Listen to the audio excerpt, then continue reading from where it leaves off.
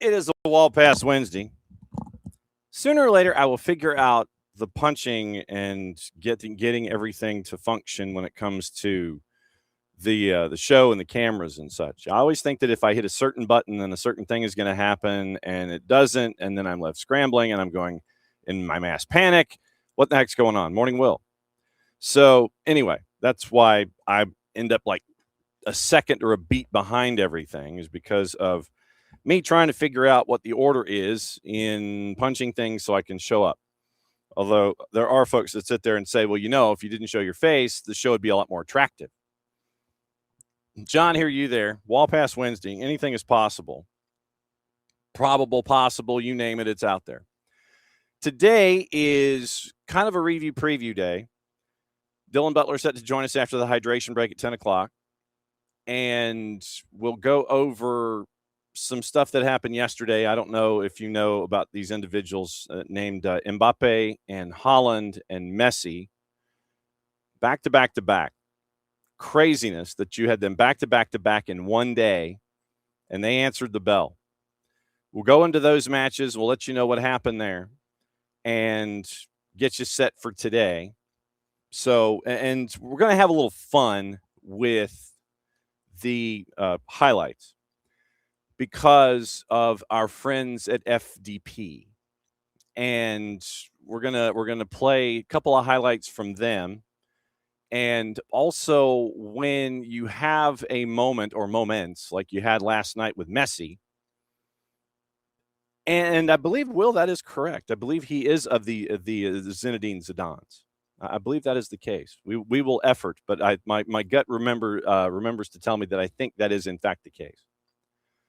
So we'll get into Argentina and Algeria a little differently. We'll hear from our friends at FDP on match number 1 and match number 2. Match number 3, we're going to go a little different, and it's going to be fun when we get to that particular point. So that is the review part of the day. Our AST Rewind is going to end up probably being opening kickoff because it has to do with Maddie and Jason addressing the hydration break. And we'll get into their thoughts on that. If you missed it yesterday on 92.9 The Game and the Odyssey app, it is available as a podcast in other sections after the fact on your favorite podcatcher in the After Woodwork podcast section at 929thegame.com. They address the hydration break because others feel compelled to address the hydration break. So we'll get into that. That'll be the AST Rewind this morning. And like I said, that's probably going to end up being opening kickoff. Then getting into the preview part of everything, in and around Dylan showing up at 10 o'clock. You're going to hear from a lot of folks having to do with the Three Lions. It is setup day for them as they get ready for their matchup. You're going to hear from Marcus Rashford, Kobe Mainoo, Harry Kane, and Thomas Tuchel. Thomas Tuchel specifically and Harry Kane specifically addressing the Tino Livramento injury and how he is not going to be able to be a part of the squad for the World Cup, and Trevor Chalobah being called in to replace. So that'll be what you'll hear from Thomas Tuchel and Harry Kane. You'll have Marcus Rashford and Kobe Mainoo to discuss what's going on with England as they get ready. You'll also hear from Roberto Martinez about handling the pressure of expectation and knowing that Portugal, it has very, very heavy expectations.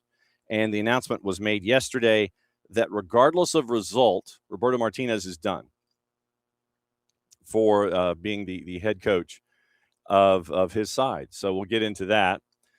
The U.S. is getting ready for their matchup. Bart Keeler, if you were here with us yesterday from the Soccer for U.S. POD, was on early so he could leave, so he can catch a flight, go to Seattle, hopefully dodge the rain from the invest that is in the Gulf, and get to Seattle for the matchup on Friday afternoon at 3. So he's flying there today. He'll be there today, tomorrow, Friday, probably coming back Sunday.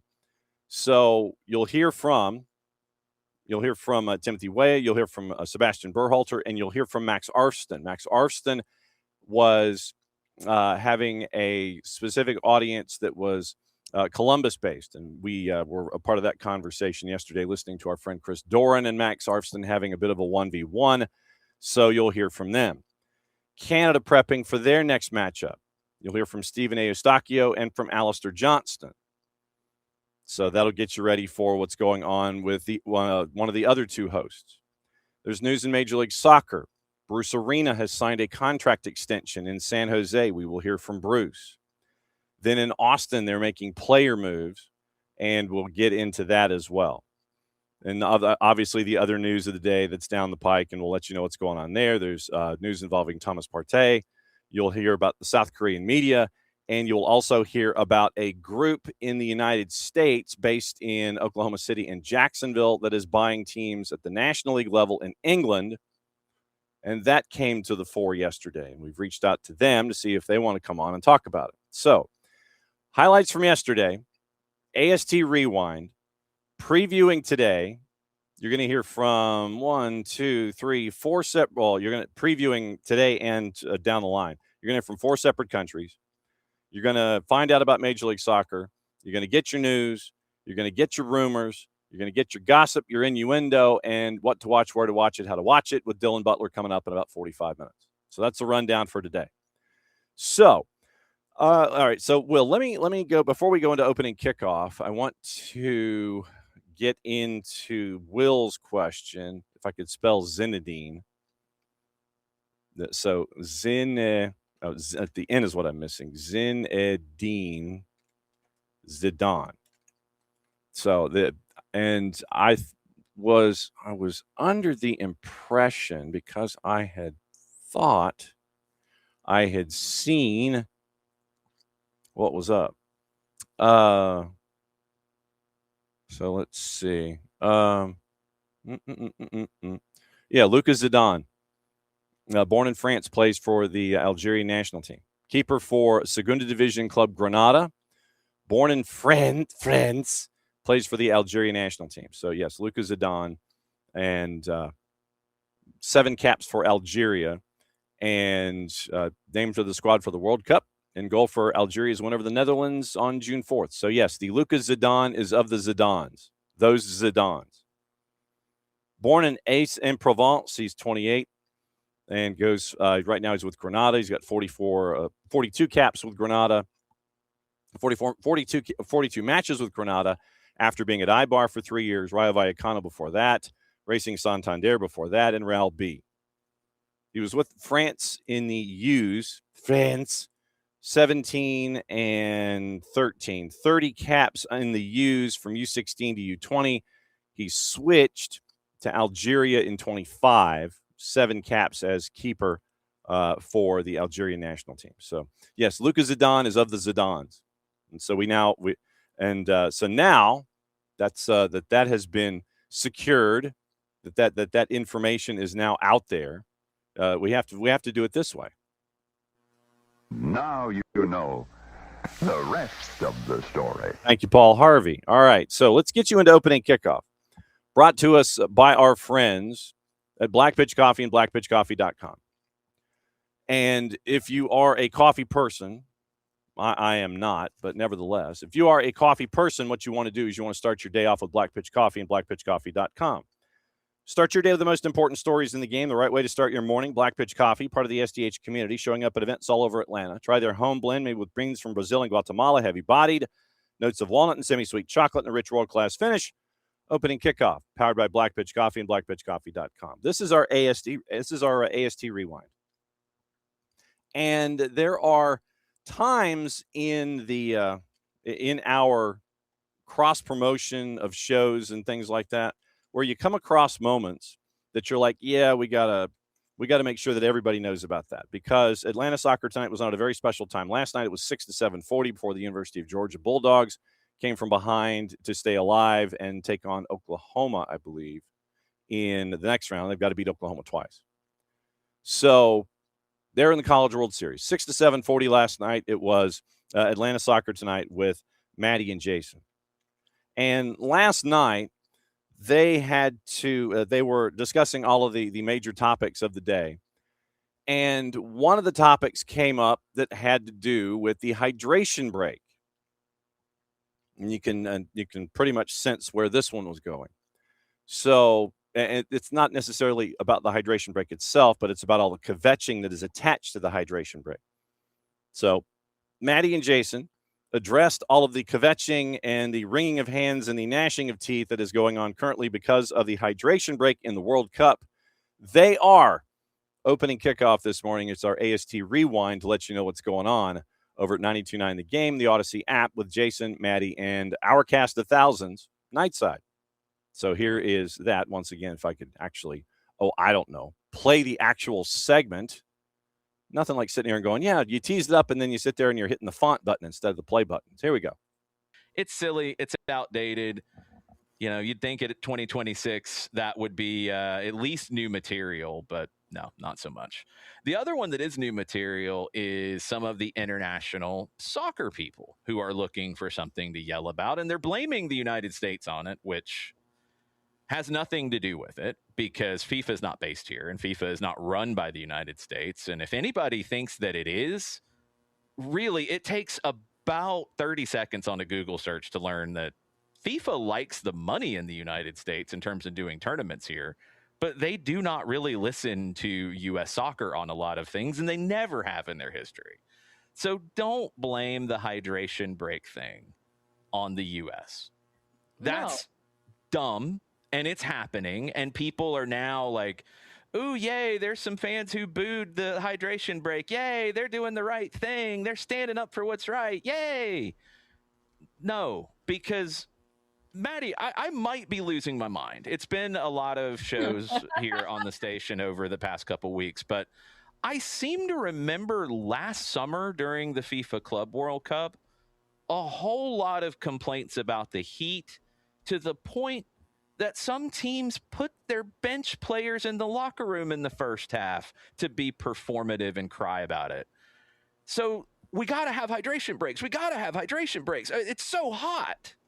And now you have hydration breaks, and it's scheduled in the middle of the half, and it's 3 minutes. You know how long it's going to be because we never knew before. It'd just be whatever the ref wanted it to be. And yes, from a competitive integrity standpoint, every game in the tournament has them instead of just some. But now it's evil. It's just pure evil, according to some people. I can't keep up with the arguments anymore. I can't. I feel like at some rate, too, it's getting to a point where the conversation's been done so many times that when you tweet something or when you say something, you're doing it just to get a reaction. And listen, if you want some clicks, that's fine. Get some clicks. Yeah. Do what you got to do. But I see it and I'm just like, really? Again? Like, there's so many other things you could talk about, like Cape Verde. You could talk about, Frank. You could talk about so many other teams. You talk about so many things. Why that? No, I mean, it's funny to me because, again, you have to have hydration breaks. I think the argument, obviously, I saw it a lot yesterday because, again, the Benz is obviously in a closed stadium. You have the roof there, and everyone's like, oh, you have a hydration break, and it's, maybe 70 degrees in the stadium or whatever. It's like, yes, because, again, if you're going to have a hydration break in other games, you do have to have it in every game because it does become an advantage. Like, then you're going to have people complaining that it's not fair that some people have hydration breaks to get an opportunity to, and you don't. Like, yeah, I would complain about that because it's again, competitive integrity. Yeah, you're now seeing that it's being used, and again, if coaches are smart, they're utilizing it as an opportunity to maybe train strategy, to talk to players, say, hey, this is what's going on, this is how we fix it.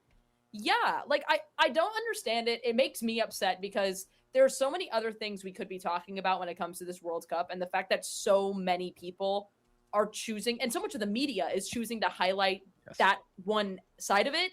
It's dumb. I think it's actually dumb. And it's dumb. And just at the point blank, it's stupid. It's dumb. I think if you're going to continue to talk about it, find something else. There's so much other things you could talk about in this tournament that probably would get you better clicks. Man, they're fired up. Well, and that's the only thing. That's not the only thing that people are getting fired up about. This, and I will dovetail on I will dovetail on what they're going on about with another topic, and it has to do with the Alexander Sefrin alleged comments that haven't been corroborated yet. That they've yet to be corroborated, and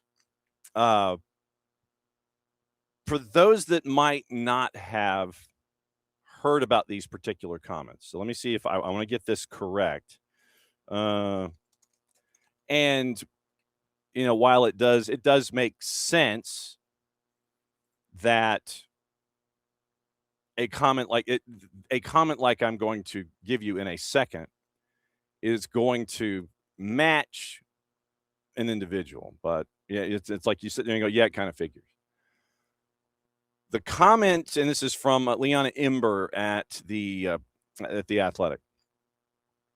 So, a statement released over the weekend, and so let me dial it back here. 13 Feds competing at the World Cup said they deserve respect in quotation marks, and they reject UEFA President Alexander Sefrin's recent criticism of the new 48-team format. Statement released on Sunday expressed the profound disappointment, in quotations, of the federations over comments of Sefrin in which he said the tournament's expansion from 32 to 48 teams makes for, quote, completely uninteresting matches, in quotes, published by Slovenian outlet Delo. And so I'm going to click on that and hope that we get translated to English. Yes, I get it. Fine. Give me my pop-up windows. Great. Fine. So Alexander Sefrin at a conference in Ljubljana, Jakarta, titled More Than a Game, organized by Pop TV. Alexander Sefrin, this goes back to the 9th, emphasized, and it was talking about, he was in Slovenia, said that such expansion is not good for football because, quote, we have a lot of matches that are completely uninteresting. On the other hand, even small countries can participate and feel the pulse of the World Cup, which is a big thing. So he says one thing and then he kind of covers it. So have a lot of matches that are completely uninteresting, even though not all 48 teams had played. And on the other hand, even small countries can participate. So that was how he kind of backtracked and covered himself at this conference in Ljubljana as it was released back on the 9th. So Alexander Sefrin says, such expansion isn't good for football. We have a lot of matches that are completely uninteresting. They all hadn't been played. And then he says, on the other hand, even small countries can participate and feel the pulse of the World Cup, which is a big thing. So you see where he goes one direction, says one thing. Not all 48 teams had played. I think when he had said what he said, I think we literally were in like the first weekend where you had maybe, 5. I think going into the weekend, you'd had 5 matches being played already out of all the matches that are going on on a daily basis. So on the basis of looking at 5 matches, he said 48 teams is bad, but hey, they get to participate. So he covered his tracks. And that is one of the things that gets me, is that some folks will sit there and they agree with this point of view that 48 teams is too many. It's not good for football. All of that. It's not good for it.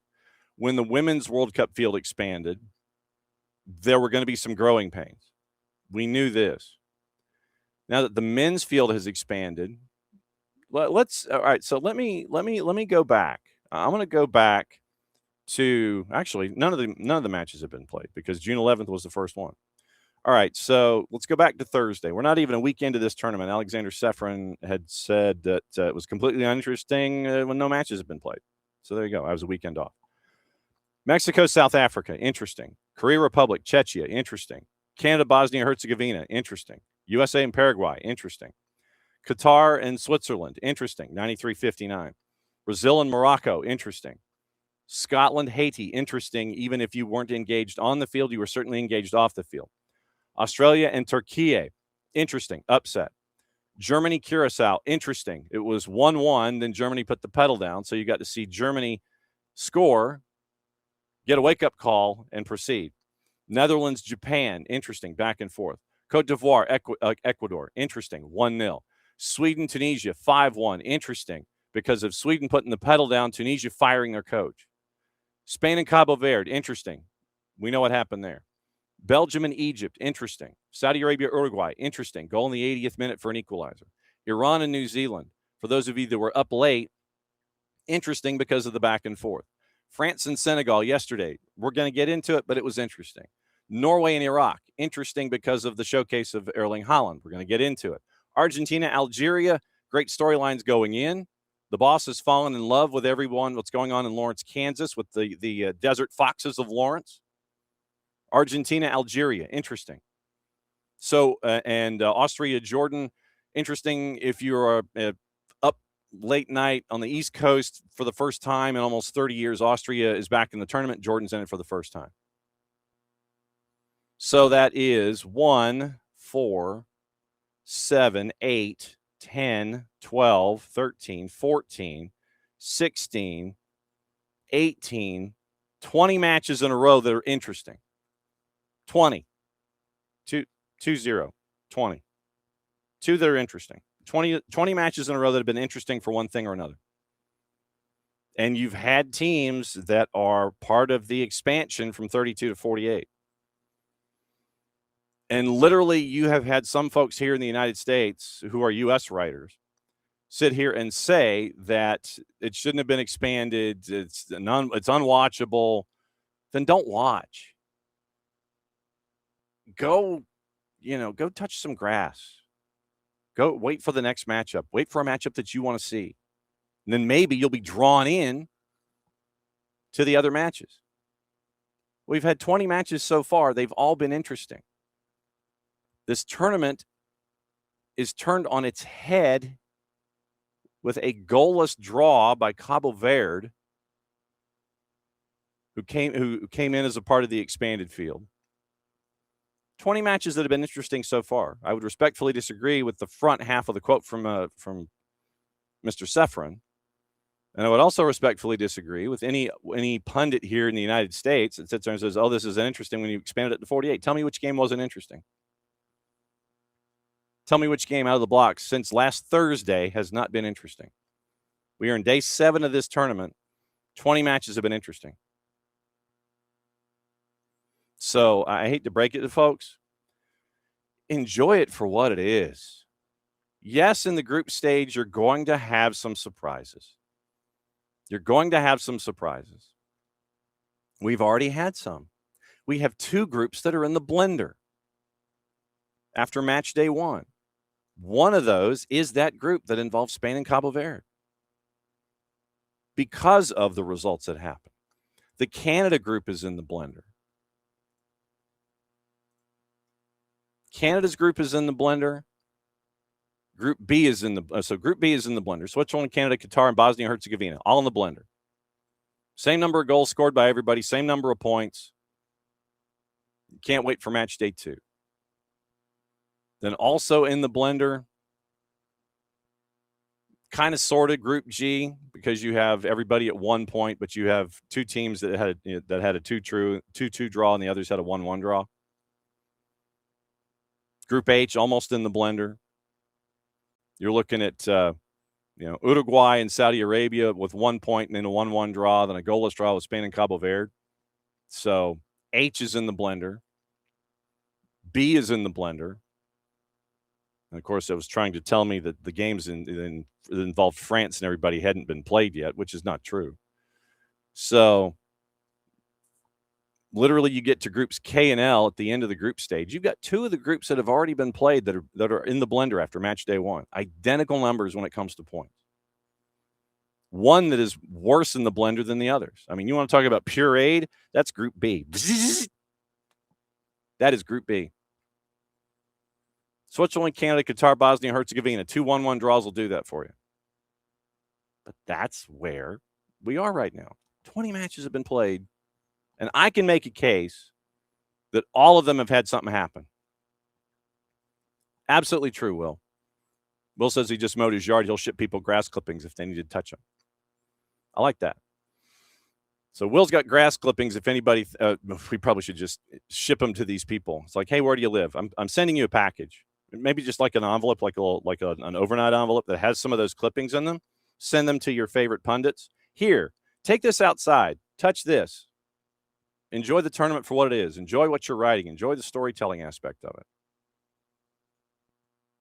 I didn't anticipate this going for pretty much the first half hour of the show, but that's what we're here for. That's why we do 2 hours, if not more. Because we got to get stuff off our chest, and we like to do deep dives, and we like to let everybody know what's going on. So, hey, pundit, every game has been exciting so far. Enjoy it for what it is. Or maybe go cover something else. But there are too many people these days that want to ish on something and just be negative about it. As you heard Maddie in AST Rewind. People just, there are folks these days, whether performative or if they do actually believe in it, that they want to be negative. Negative is easier. Negative touchstones and negative ideas are easier to present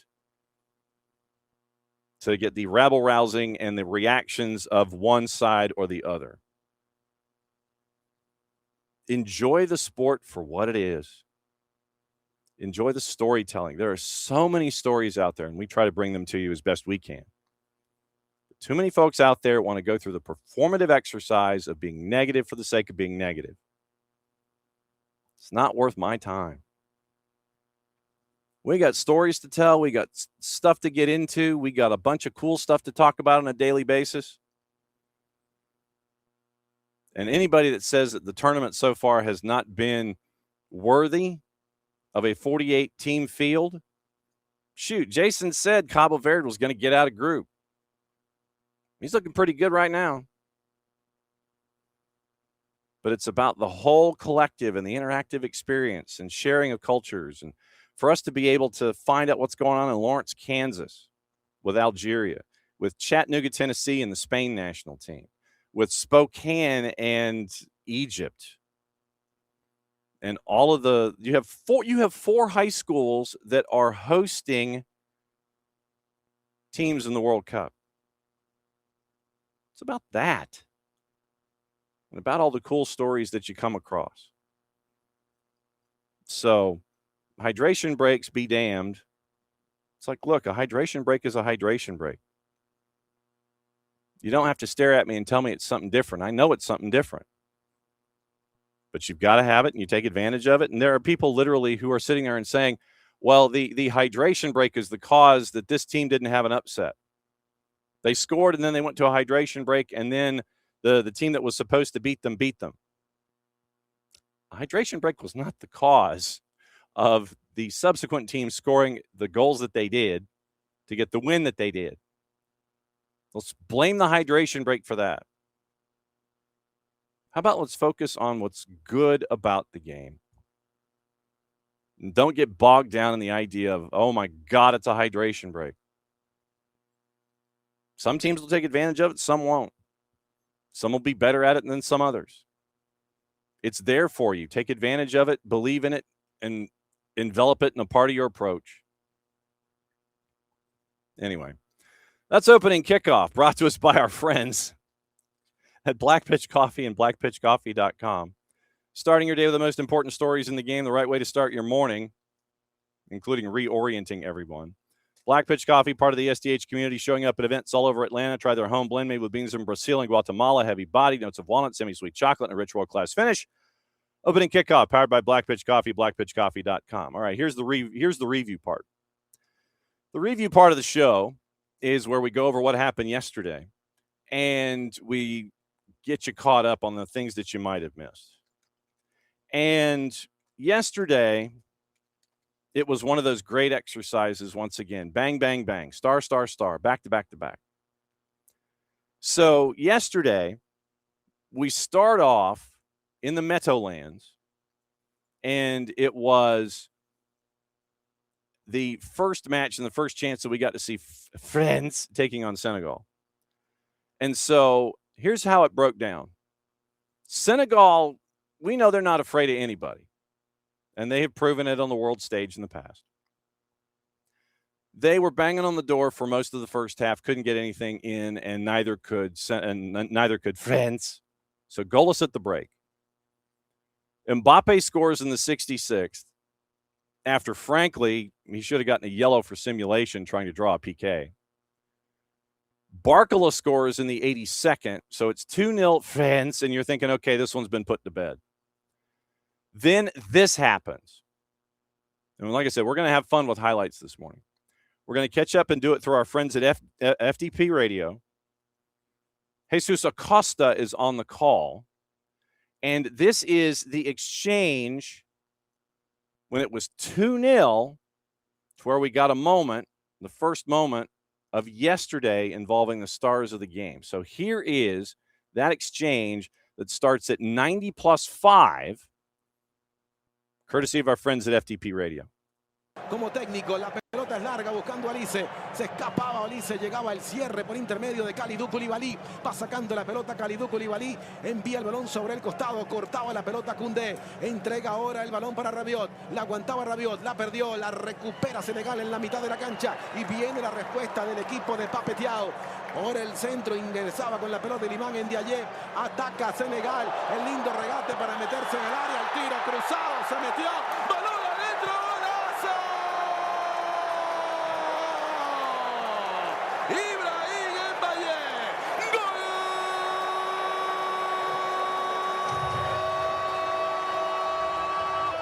de Senegal.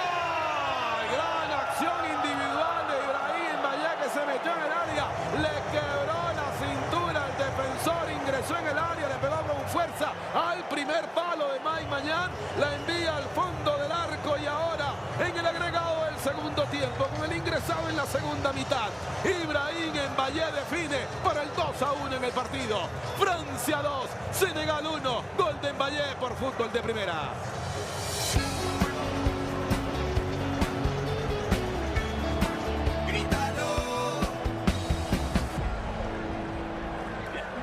You end up with Estamos por Fútbol de Primera, radio del Mundial. Yayo de la Torre, 2-1, se puso el partido. No ha terminado este y le quedan 2,5. Sí, todavía más lo que venga de compensación. Remate desde afuera por parte de Kylian Mbappé, le pegó balón adentro, golazo.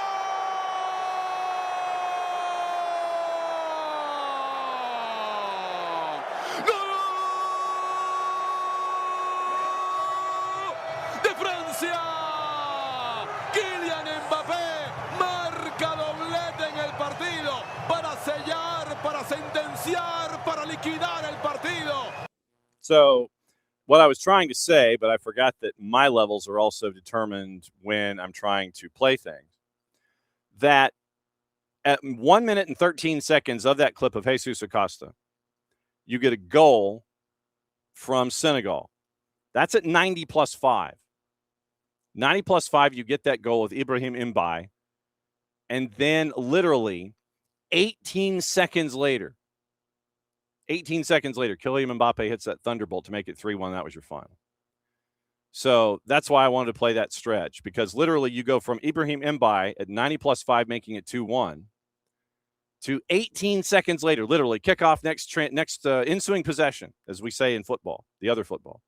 Mbappe with a thunderbolt from like 28, and it's 3-1, and that's your ball game.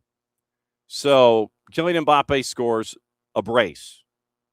Now would be a trend. So Mbappe gets a brace. France gets the 3-1 win. That takes us to game number 2.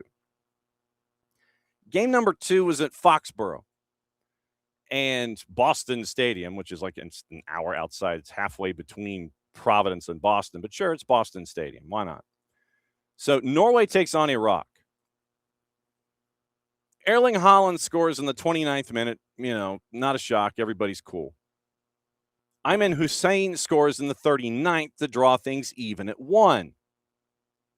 Then, literally 4 minutes later, after the goal is scored, here's Erling Haaland's return to his first goal and a 1-1 draw. Once again, courtesy of our friends at FDP. This time it's Kevin Rodriguez on the call. Muy buena, ojo con esta que se viene Nusa recibiendo por el costado de la izquierda, levanta la mano, ahora va a venir el centro.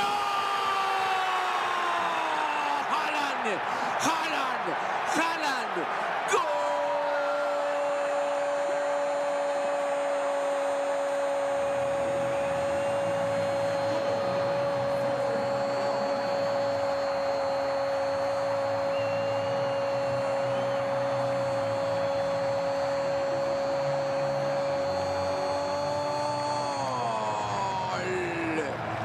El androide vikingo la mandó a guardar después de una descolgada por el sector de la izquierda de Nusa, que encontró muy bien a su compañero. Lo esperó con ese timing y este llega y mete el centro justo para que aparezca Erling Braut Haaland. 1-0. So you get that, and then he gets the brace 4 minutes after. And props to Kevin Rodriguez, by the way. A 20-second hold note.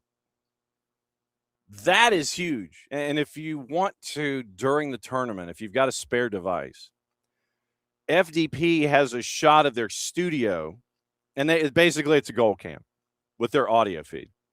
And you get to see them do their work. And you see Kevin was coming out of his chair. I don't know how he had a 20-second hold note, but Kevin Rodriguez gets massive props for the 20-second hold note on the goal. Erling Braut Haaland goes from 1-0 to 1-1 to 2-1.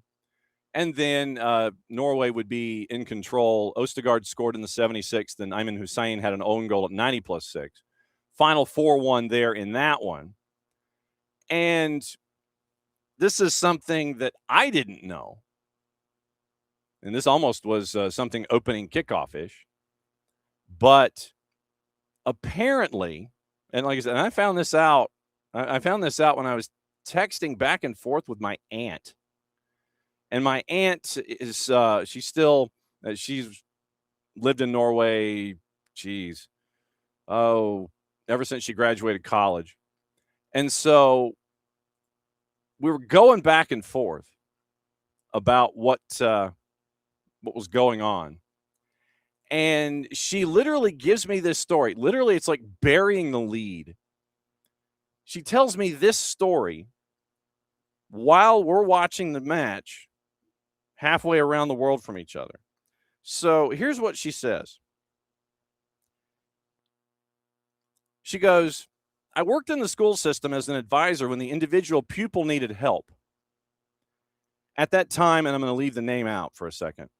At that time, this player was in junior high and will not go into senior high, meaning that his grades weren't all that great in junior high, and it looked like he wasn't going to senior high. He wants to play professional football. That was not acceptable, but his father said let him have his way. He's one of those running around on the field right now. It was Martin Ødegaard. So my aunt was a school advisor for Martin Ødegaard in junior high school. Let me see what Martin Ødegaard's up to now. See how my aunt has rubbed off on Martin Ødegaard and on Norwegian soccer. Story time with John. I couldn't find the font. But anyway, so you end up with those two moments. Norway gets the win. And you end up with a big win for Norway, +3 in goal difference as they move forward. So that gets us to the nightcap. And I don't know how many of you had the opportunity to watch said nightcap, but it was insane.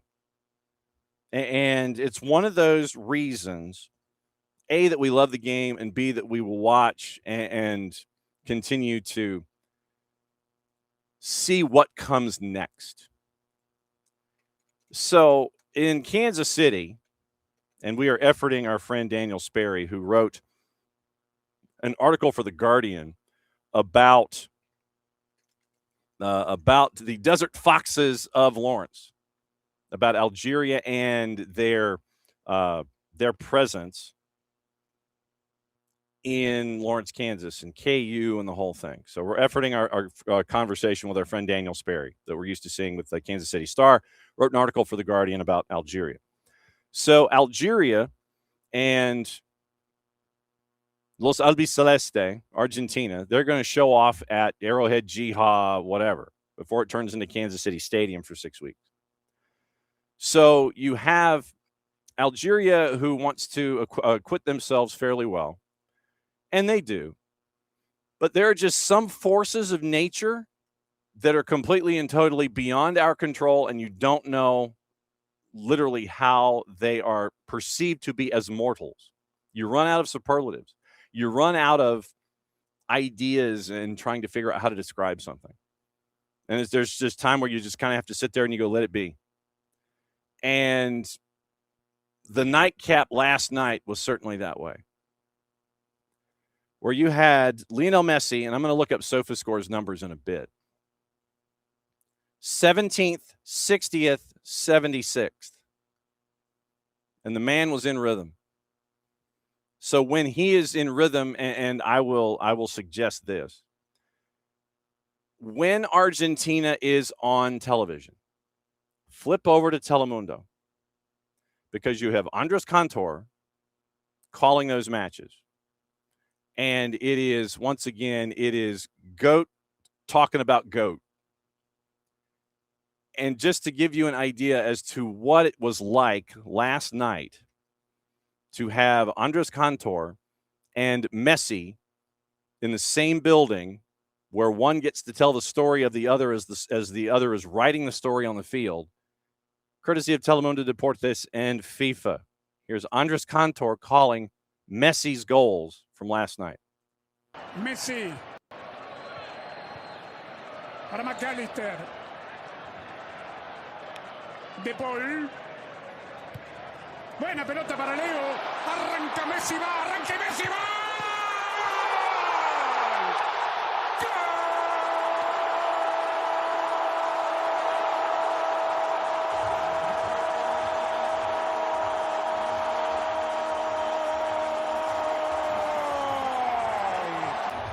Lo hizo el más grande. ¡Qué golazo Messi!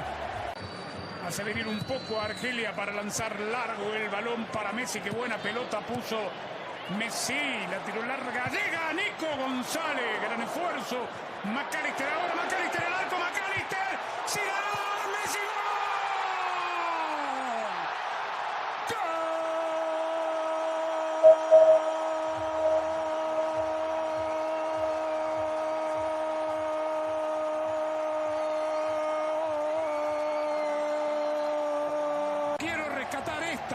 Que rescata Nico González para tirar este centro. Después comentará usted, Cerón, si Zidane tuvo algo. De Paul libre y es buena. De Paul muy libre y es buena.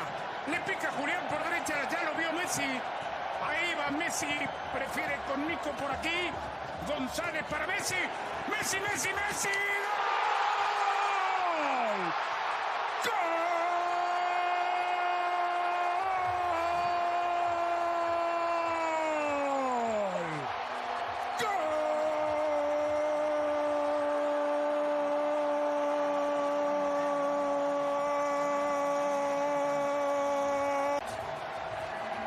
Sexto mundial en su partido 200, que estaba la duda que si había. Yeah. So you got that from Messi last night and Andres Cantor.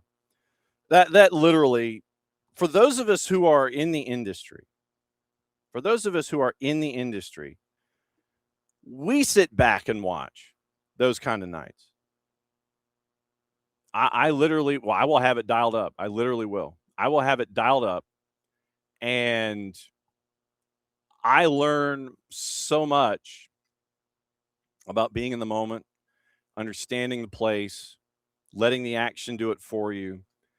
The first goal call where Andres Cantor is going, Messi va, Messi va. So basically it's look at, Messi look, Messi in. So, it's that way of drawing you in. And Messi gets the first goal there of his three. The second goal was straight up standard poacher, where shots from the outside, and Messi, who is inside the 18, off to, if you were staring at the keeper, off at a 45-degree angle from about 6 yards inside the 18, even around the penalty spot. Rebound gets, because of the force of the shot, rebound is parried and kind of pushed out a little bit. Messi sees it go down, pursues, and basically it's like literally just like one touch, and the defender was flat-footed. Messi starts his charge. Defender tries to, and it looked like the defender almost spun his wheels a little bit. Shot. Keeper can't quite hang on to it. Messi's already on the run to get the slam dunk rebound. Defender is stuck. It's like he was late to the party. And you could tell it's like as soon as Messi gets a couple of strides in him, defender just like, ish. Knew he was cooked at that point and made it 2. And then the third goal, it's the point that I made this morning on, I do a daily recap over at Georgia Public. And after that goal was scored, Lionel Messi took himself out of the game. And it wasn't because, he was injured or anything. It's like, he's just like, no, I'm good. Nope, I'm good. So the man's taking himself out of matches. It's like, no, my job's done. I'm going off to the side. 3-0 on the win. 3-0. So basically, Mbappe gets a brace. Haaland gets a brace. Messi's like, yeah, fam, hang on. I'll be with you in a sec. And so you end up with a hat trick for Messi, his first ever in the World Cup, which I thought was wild. I did not know that. I thought he'd done one far sooner than it was. So, according to SofaScore, 80 minutes. Nico Paz comes in, by the way. This is your subs. Molina, Nico Gonzalez, Julian Alvarez, Otamendi, and Nico Paz. Those were your subs for Montiel, Thiago Almada, Martinez, Cristian Romero, and Messi. So here's Messi's numbers, by the way. 3 goals, XG of 1.05, 6 total shots, 4 on target, 1 offside. Passing numbers. 30 of 37, 81%, had 1 cross, 2 key passes. Passes in the opposition half was a higher percentage than his own half, 2024 at 83%. Dribbling. 57 touches. Total carrying distance of 252.3 meters, 25 carries, 7 progressive carries. And his progressive carrying distance, 125.9 meters, total progression of just under 161. Longest progressive carry was 38 meters. Messi got a perfect 10 last night on SofaScore. I know that's a shock. Simon Marciniak, by the way, it's the same crew that was the attached to the 22 final in Qatar. But yeah, Lionel Messi, hat trick, perfect 10, and had those numbers last night. 17th, 60th, and 76th minute. And man pulled himself out of the match. He pulled himself out. That's what you get now with Lionel Messi. 38 years old, and he's like, yeah, I'm good. Hat trick ties him with Miroslav Klose, most goals in World Cup history at 16. First player ever to appear in 6 World Cups, broke Paolo Maldini's record for consecutive World Cup appearances. Scored against 11 different nations in World Cup play. Goal contributions have surpassed Pele's mark now of 24. 38 years, 357 days old, became the oldest player to score a hat trick in World Cup history, surpassing Cristiano Ronaldo's mark by more than 5 years. Messi's now the only player to have scored in the World Cup both as a teenager and at 38 or older. Scaloni last night. At a loss for words about Leo. What can I say? He's incredible. Pushed back on the idea a bit that any of this should be expected just because Messi's done it before. Scaloni said it's not about imagining if he could have a start like this. He's been doing it for 20 years. People who watch football want to see him. It's not just Argentines. Beyond the result, we have to enjoy him. What he transmits to the world is incredible. And that is what we've been getting at this morning here in the first hour of the show. It is the watch. It's why we watch. Lionel Messi still at this level at the age of 38 and almost 39. He'll be 39 in the tournament. And so Kansas City got to see Lionel Messi, and 3-2-2 is where we are. Now, Cristiano Ronaldo today has seen his record fall, and don't think for a second that he wasn't in that hotel room or wherever he was, eating his grilled chicken and having his massage gun and everything else that's attached. Don't think he wasn't watching that stuff at all. That he was not looking at that one bit. He was. You know he was.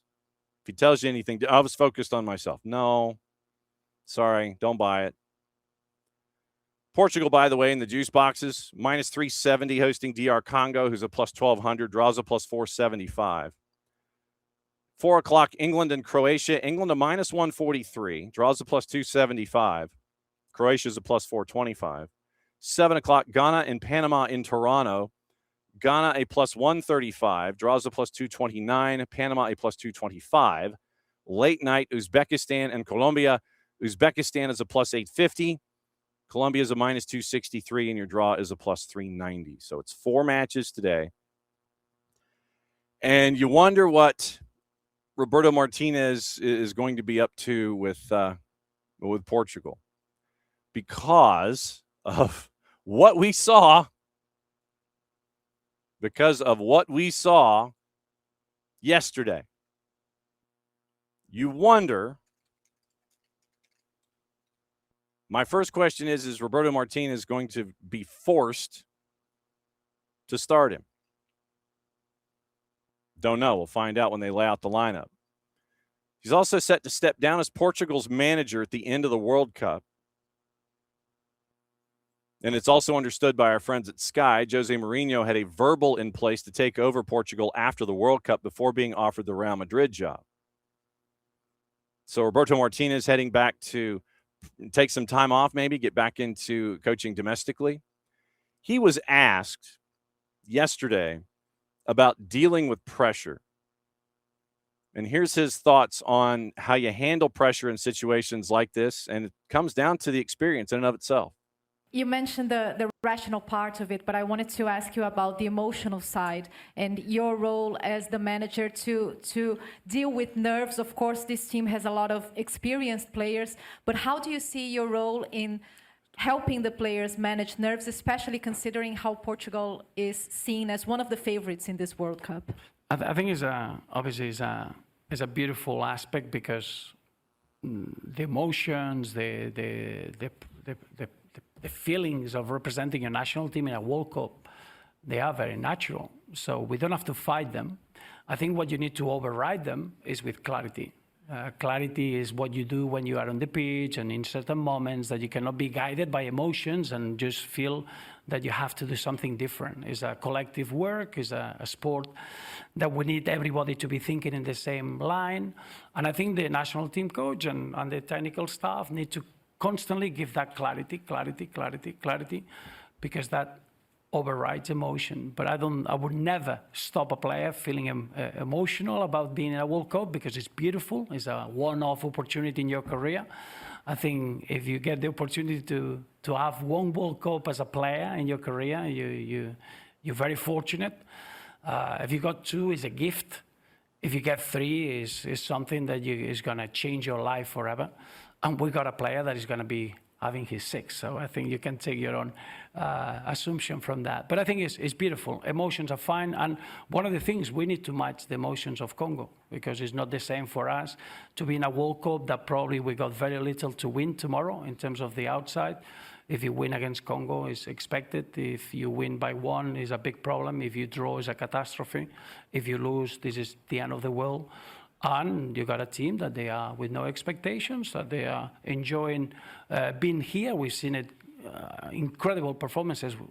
Teams like Qatar, Cabo Verde, exemplary performances, that it shows you that there are no easy games. And in a World Cup, you can change a game to make it a bit easier if you score the 3rd goal, like Germany did, but until the 30th minute was a competitive game. So we expect totally tomorrow a difficult game with emotions, and we need to match those emotions, positive emotions of the Congo team. Someone maybe should take that soundbite and send it to Alexander Sefrin. I'm just saying. So Roberto Martinez understanding the context of everything that is going to be going on with a matchup today as Portugal kicks off their World Cup, as they are going to be chasing after World Cup title. Morning, Katie Weaver. Thanks for dropping in. Just to think, when Argentina won in 22, we all thought it could be Messi's last one. Yeah, I know. Never underestimate Lionel Messi. Morning, Knicks. It's good to have you back. So that's the early part of hour number one, where we've been discussing things, a lot of things, most of them having to do with this World Tournament. We do have some MLS stuff to get into in addition to what's going on the World Cup. So we bring in our buddy Dylan Butler. And Dylan, do you have your hydration ready? I thought that break is coming up in 20 minutes. Well, it could. I mean, we could have our hydration break right now. I mean, but it's not going to be a 3-minute thing. I mean, it's just basically. I'll do that right now. Hydration break. Yes, brought to us by our friends at Local Vine Beer, Wine, and Liquor Stores. 2 locations, Johns Creek and at Cumberland Parkway. And as always, great friends with us here at SDH. We always like to have our hydration breaks to get ready at the halfway Really point. important. Yes. I'm debating where to start. When you watch, as a fellow announcer, do you watch Andres Cantor? Do you set it aside? When you're watching, are you watching? How much of it is watching as a fan? How much of it is watching as an announcer, trying to look at things with other announcers and how they do things? How much of it is the professional you, and how much of it is the fan you? Yeah, I don't know. That's a good question. Because the reason I ask is because when last night you've got Andres Cantor on Telemundo calling an Argentina match, that for us it's both. We get the masterclass and we get to enjoy it as fans. I didn't know if you split yourself up in those kinds of situations. Yeah, I mean, you allow yourself to enjoy moments like what we witnessed last night, right, as a fan, but also for sure, like, it's probably not unlike, I don't know, if you're a chef at a restaurant, you go to another restaurant, you're going to enjoy the food, you hope. Mm-hmm. But at the same time, you're like, oh, that's interesting how they, made this this asparagus spear this way, or the flavor that they used, or like, that's okay. Maybe it's something I can maybe use here in my kitchen. So you mentioned all the green stuff. Me and green stuff, that never happened. So yeah, I naturally just chortled when you mentioned asparagus. But I did. So truth be told, just for no, I don't know, good reason, I guess, whatever. I've just had Fox on most of the time, right. And I did switch over to Telemundo last night, and I feel like I'm sticking there now. Oh yeah. I have been watching Telemundo the entire time. And for those that have not been watching Telemundo, literally it is game and it is review. It is game, review, preview, game, review. Literally, that is what they do. That is them the whole time. And, it's not it's not trying to be it's not trying to be the 5-star chef to sit there and tell you that this slab of something that was created that looks like the size of a petit four is supposed to be the best damn pizza that you've ever had. Telemundo literally is like game, review, preview, game. That is how they're doing it. And I've been. There was a moment in the Fox pre-game last night. How do you know which is which? But go ahead. Where I think it was. I don't even think Lallis. I don't even know. There was a question about barbecue and Argentine versus Kansas City. Like it was. Oh, no. Yeah. No. I'm still here. Keep talking. No. It was. No, you don't do that. Cringy. No, you don't. I mean, legitimately, the whole thing is now. If you were smart, you would have had an asado ready to go. If you're in Kansas City and you're at the P&L district, you have that asado ready to go, man. I mean, that's not. If you're going to have that conversation, you're not having it as a blendable conversation. You're going to have one part about Kansas City barbecue, Kansas City steaks. I read a stat, and I've got to double check the number, but apparently Argentina's staff brought in 500 kilograms worth of beef for the team for this World Cup run. They imported it themselves. They brought in their own beef for their asados, for their cooking, for everything, just so the team would be as properly fed as humanly possible while they're there in Kansas City. And I mean, dude, I would believe it. Yeah. If you're in a city that you want to have steaks and beef and everything, and you still bring in your own, I'm wondering what the guys do on their days off. Could you imagine? I mean, that's like almost a perfect storm. Everybody's wondering about, well, why did Argentina go to Kansas City? We now know it's the beef. It's the backup plan in case the 500 kilos that they bring in on their own gets, completely and totally destroyed after like 4 days by everybody there. But no, asados are different. Barbecue and steak is different in Kansas City than it is with the asado in Argentina. It's just, why, people? Why? I remember, back when I was kind of like regularly every day covering NYCFC and they would have maybe, I don't know if it's a weekly thing, maybe it was a monthly thing, but they would have an asado. And I know, Atlanta was famous for those as well, with LGP there and everything. But like, so there was never like, sometimes you'll hear, oh, we have some leftovers or whatever. You guys want some turkey wraps or, but there was never leftovers. I'm shocked on that day. And like your pitch side and you're like, oh my goodness. Like, what are we doing here? Yeah, you're sitting there going, man, I needed to be here earlier. I needed to take care of business. And I needed to just kind of, I needed to sample all of that stuff. I mean, that to me, just why? I mean, I know why, but I feel like Ross. Why? That you're having those kinds of things. No. That is not how this works, people. That is not how this works. When you're, good God. See, now you got me all fired up about. You got me all fired.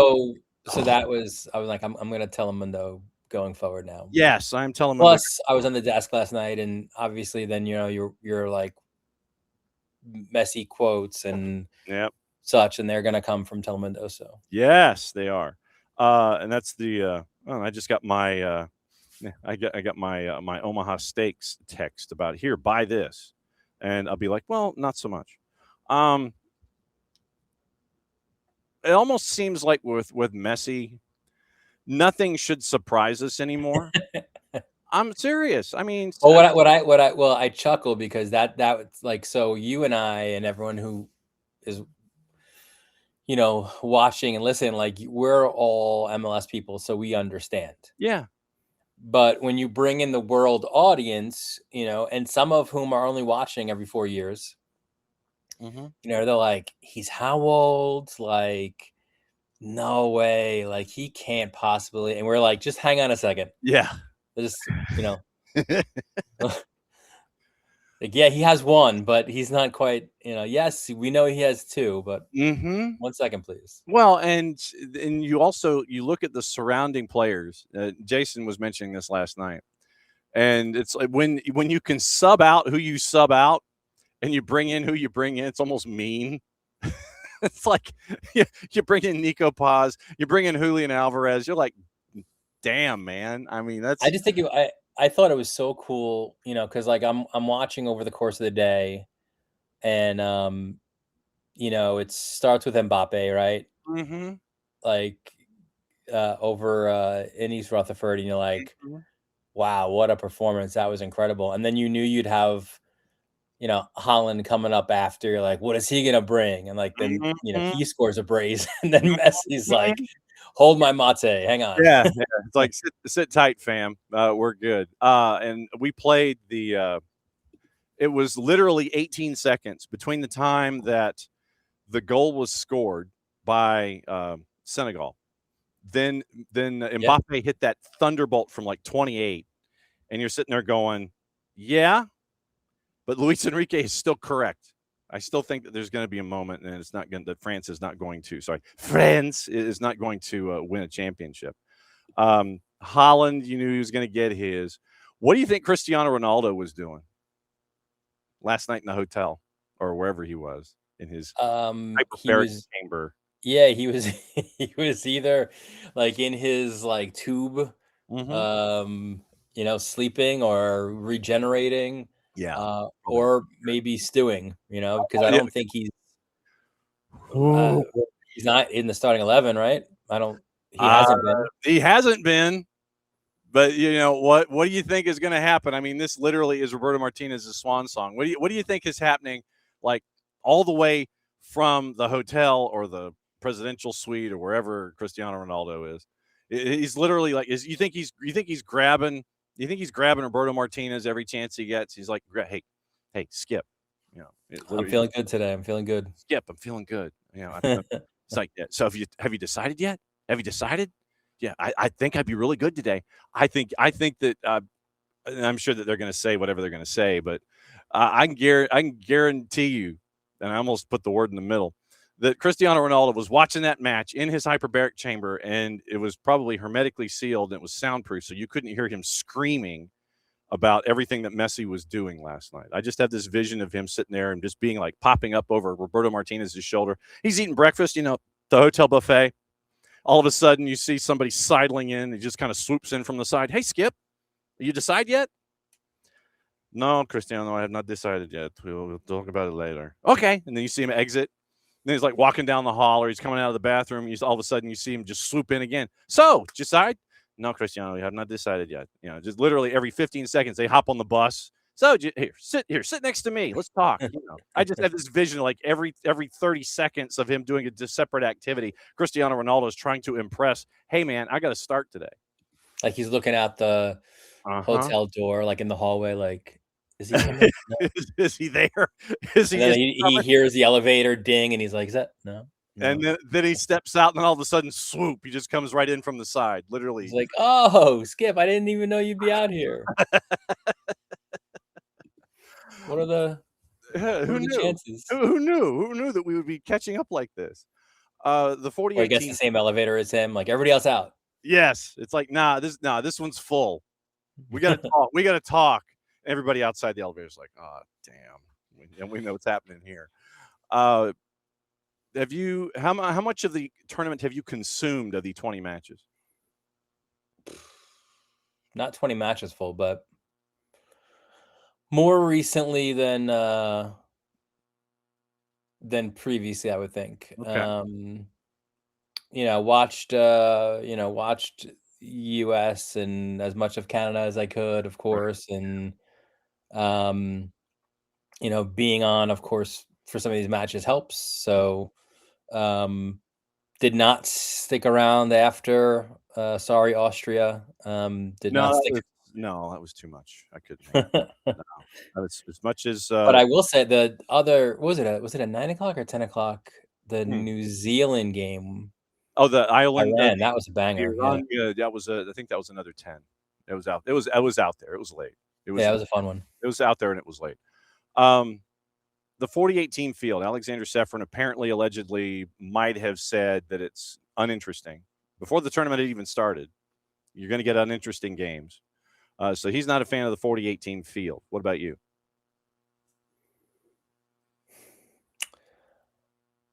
I wasn't a fan of it to begin with, but then you get situations like you see with, Cape Verde, right? And Spain. And they probably would not have been anywhere near the 48-team field, right? So I think like any of these other things, very rarely do we go back from decisions that were made. So we're going to see 48 going forward. Could even see more. Hydration breaks are staying. The 26-man roster is, like all these things are part of the kind of norm now. So,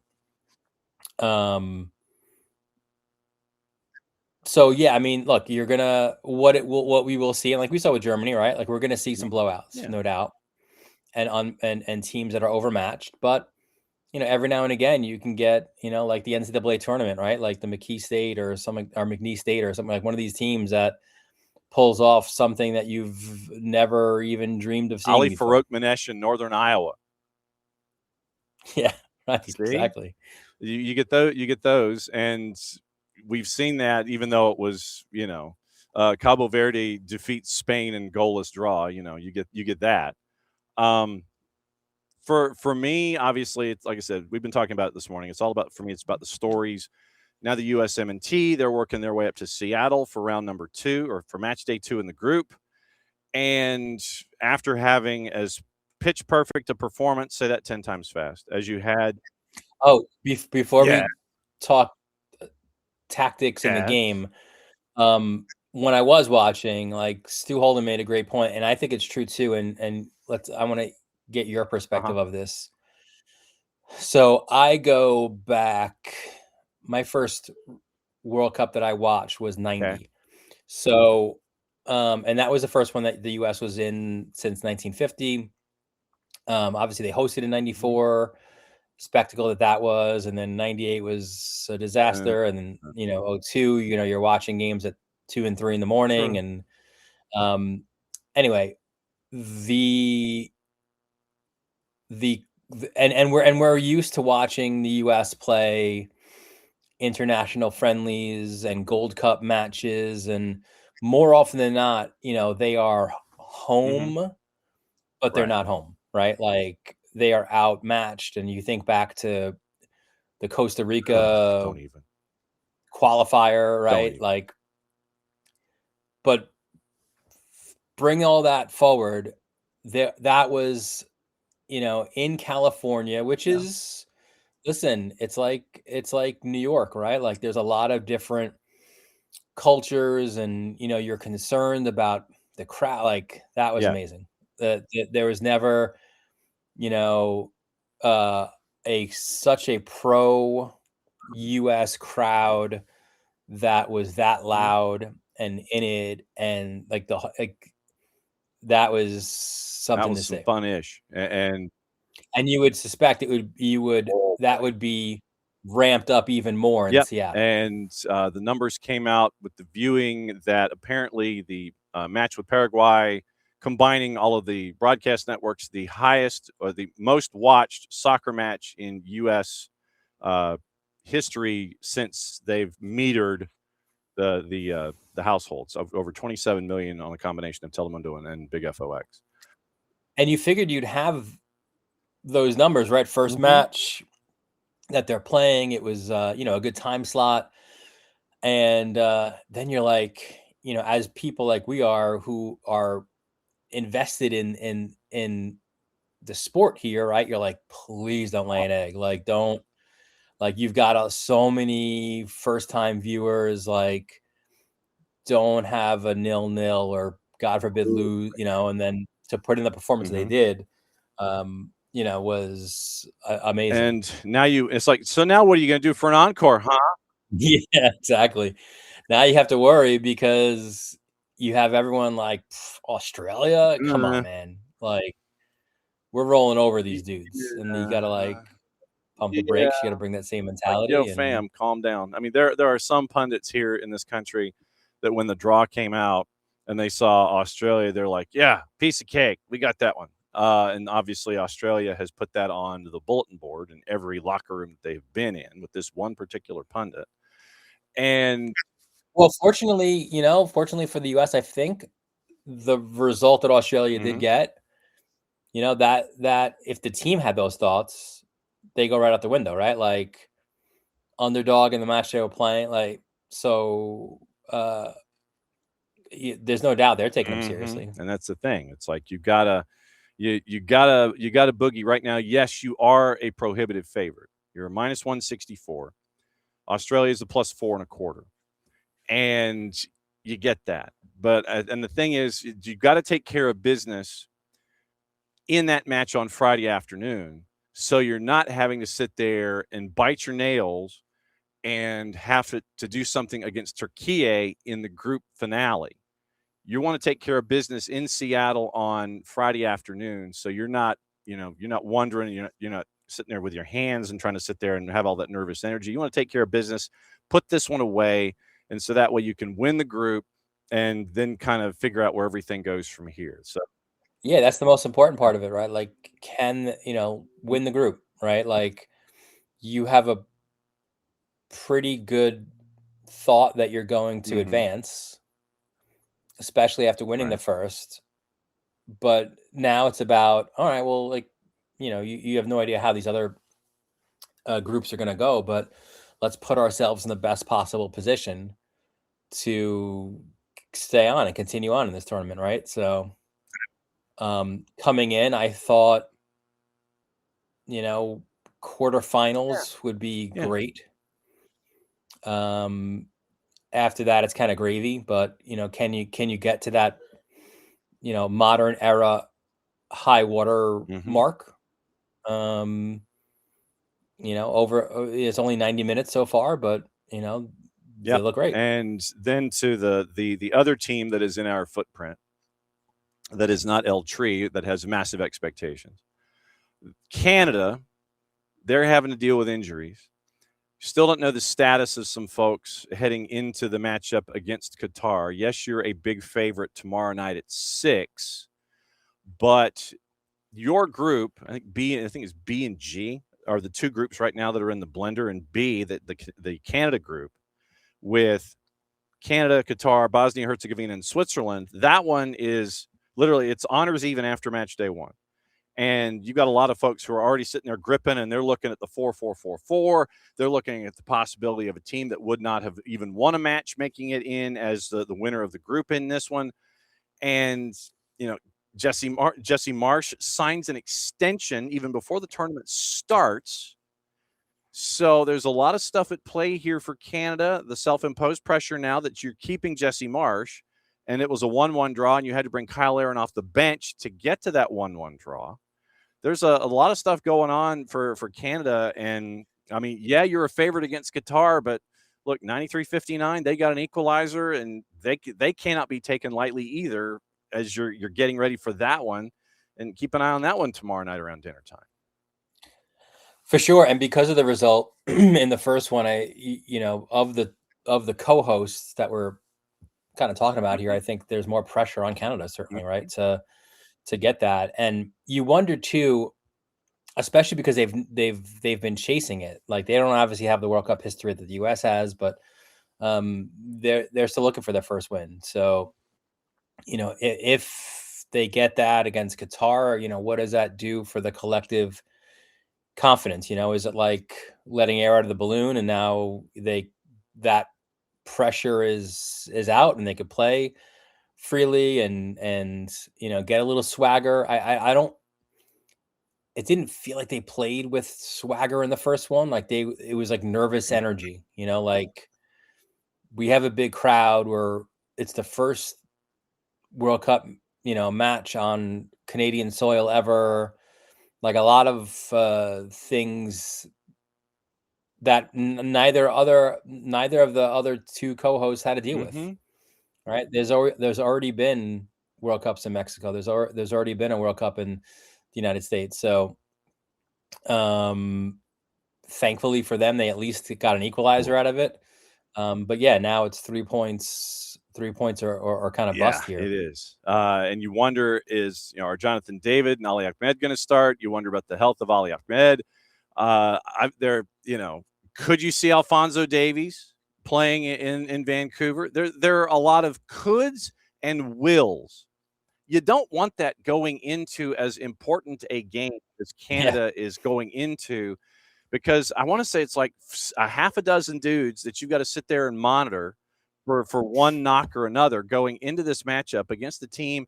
And that surface in Vancouver, we know, from late night crazies and MLS After Dark, that surface at BC Place was one thing, but now you'll wonder what it's going to be like with even Stevens. I mean, I'm intrigued to see how it responds in its new form, at least temporarily. But and that's the other funny thing, right? Like, you have all those guys, like, what is are they training? Are they training on the side? Or what kind of treatment? Like, how many minutes? And and yes, it's a big one for the U.S., but the only one of those is Pulisic right now, right? So you're like, yeah, again, it's the parallels between the two of them. It's pretty crazy. And one, it's like, so there's a lot less for the U.S. to have to worry about, but it's a big worry.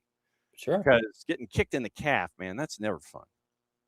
That is never fun. Getting kicked in the calf or getting that cramp in the middle of the night or whatever. It's just not a fun feeling.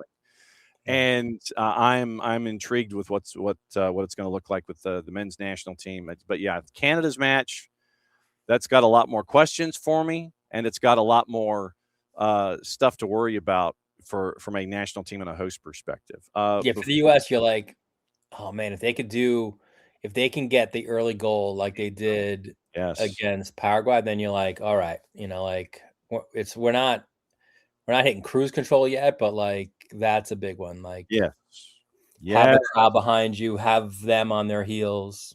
Mm-hmm.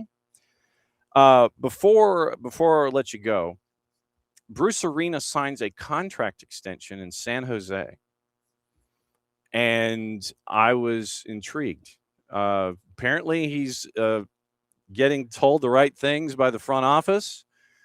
John Fisher, I think John Fisher still owns the Quakes, doesn't he? I think he does. Yes. And so hang on. So San Jose Earthquakes. See, now I'm following because I had a joke and I was going to use it, but I didn't want to use it and then not be right because I didn't want to get into. Okay, so hang on. I say nothing like doing this for a punchline.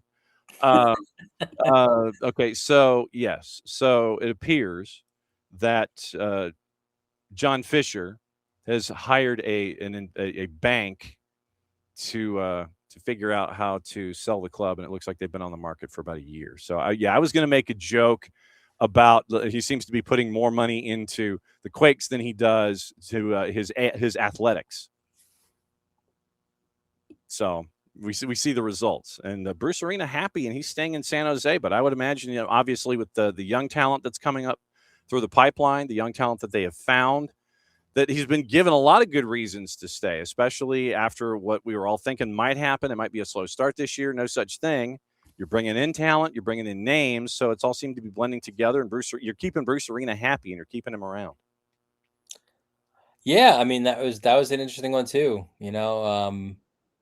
Feels like everyone's getting thrown extensions these days, right? So. Mm-hmm. So Bruce Arena gets an extension in San Jose, and then there were a couple of other news and notesy things, players being given their buyouts. I think we're going to be seeing a little bit more of that. Robert Taylor got his buyout in Austin. I figured with everything that's going to be happening in Austin, I don't necessarily think that Robert Taylor would be fitting what Jim Curtin wants when it comes to Austin 2.0 and what we're seeing from Jim Curtin. I just have this vision of Curtin when the season kicks back in with like his little notepad up in the 200 section at Q2. Not quite like Thorington doing the Batman pose at the top of BMO, but I figure he's going to have his glasses on. He's going to have his big notepad. And he's going to be taking notes or something. But Robert Taylor was given the buyout from Austin. What have we not talked about that was on your mind that you have seen in the last week? No, I think we got it all. We got the list. We checked the boxes. Yeah, I mean, we talked Telemundo, Fox. We talked hydration breaks. Yes, we did. Messi. Although, let's see what Harry Kane brings today. Right, that's the other big dog of the goal scoring group. I mean, it's just the immense pressure that is attached to Harry Kane and Tommy Too Cool for School and all that kind of stuff. I don't think it's not going to hit him yet, but just the pressure of expectation is what I'm going to be looking at when it comes to England. And no, it's not coming home. I don't think it is. And then Messi will text him like, "Let me tell you about expectation." Yes. Pressure. Yeah, he puts his arm around Thomas Tuchel. Now Thomas, I'm going to talk to you for a sec. Yeah. This is what it's all about. As always, my friend, it's great to see you. and kind of let everything go on a Wall Pass Wednesday, no matter what direction it goes. And so, are you still you're just in game watching and game reporting mode right now?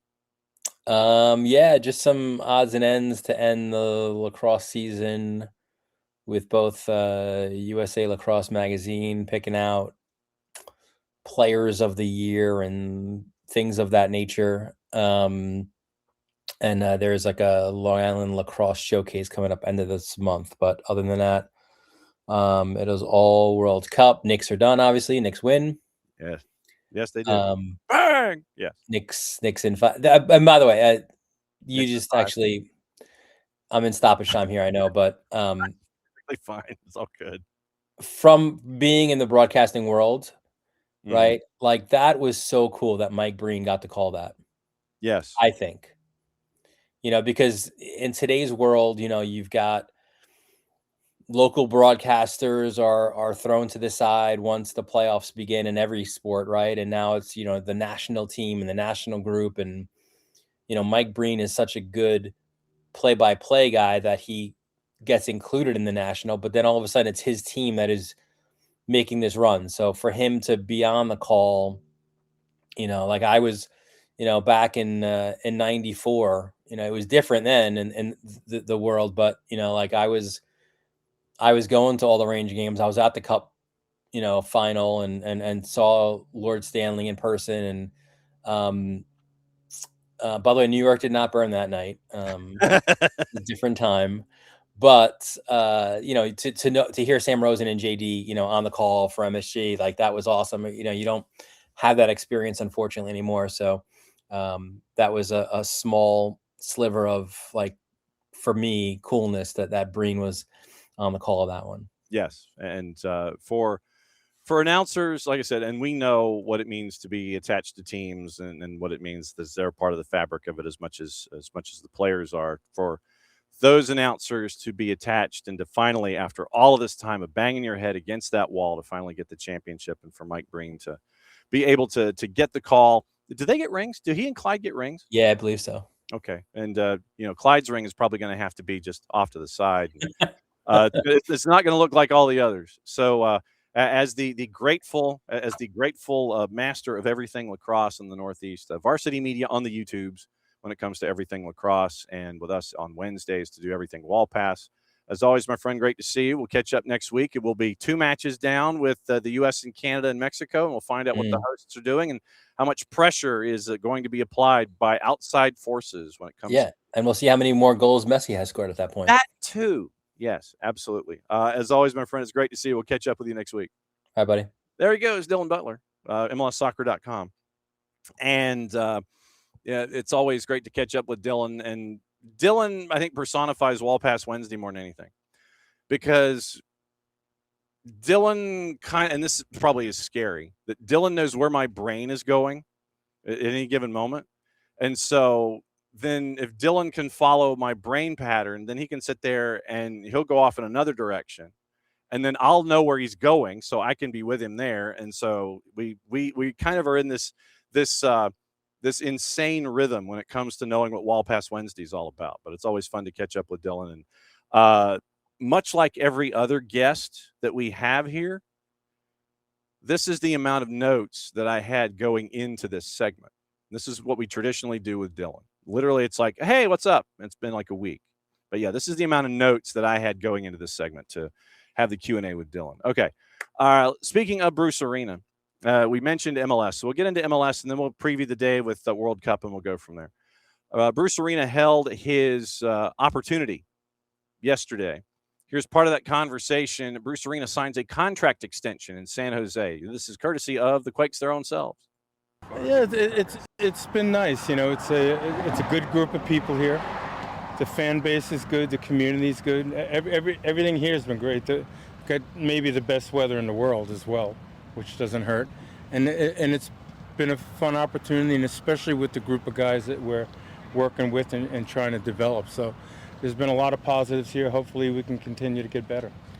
On those positives, we've seen some of the material improvements. Another training field, some of the team facilities. What is next for this club? What is John and you talked about? Well, that's certainly decision the owner makes, but obviously we'd like to continue to improve our training facilities, improve our roster. You know, we're getting the support we need at the moment. There's no complaints here. It's been good. We've been able to improve the roster. We've been able to improve facilities. You can't do everything overnight. So I think in a short period of time, we've made a lot of progress. Do you feel with the contract extension you're going to be able to see some of that through? Is that part of the plan? Hopefully, you know, I do have a death clause in my contract, so if I die, my contract's null and void. So, you know, who knows? We'll see. Good, Marco. Bruce, with MLS switching to the European schedule next year, The world, kind of like the world schedule, yeah. Yeah, the world's going to become a world schedule now. Yeah. Was that one of the reasons why you wanted to sign this extension, knowing that you're a good recruiter and you could bring some of that European talent eventually here to San Jose? Well, it didn't have to do with the calendar, ownership was interested in me staying around longer. You know, I was entering an option, and they wanted to extend that. The calendar had nothing to do with it, but the calendar's going to make things interesting, and certainly I think it allows MLS to probably attract more players to our league, and I think after the World Cup you're going to see a lot of quality players coming to MLS as well. Bruce Arena signs a contract extension in San Jose. The terms are through the 28-29 MLS season. And then so they announced it having to do with the team returning to training. And so Bruce Arena signs a new deal in San Jose. Teams are kind of drifting into training right now in MLS. Atlanta United had their training this morning, and there's still be going on right now, but I think the availability to watch them come back to practice has come and gone. I think Jason is up there, and just keep an eye on your favorite pundits and hosts and things for all the news. I think that looking at Doug Robertson, it did not look like Steven Alzate was on the practice field, nor Juan Baracol, and Alzate still nursing the injury. So just keep an eye on your favorite sources when it comes to what's going on at the Children's Healthcare of Atlanta training ground. So Bruce Arena, new contract through 28-29.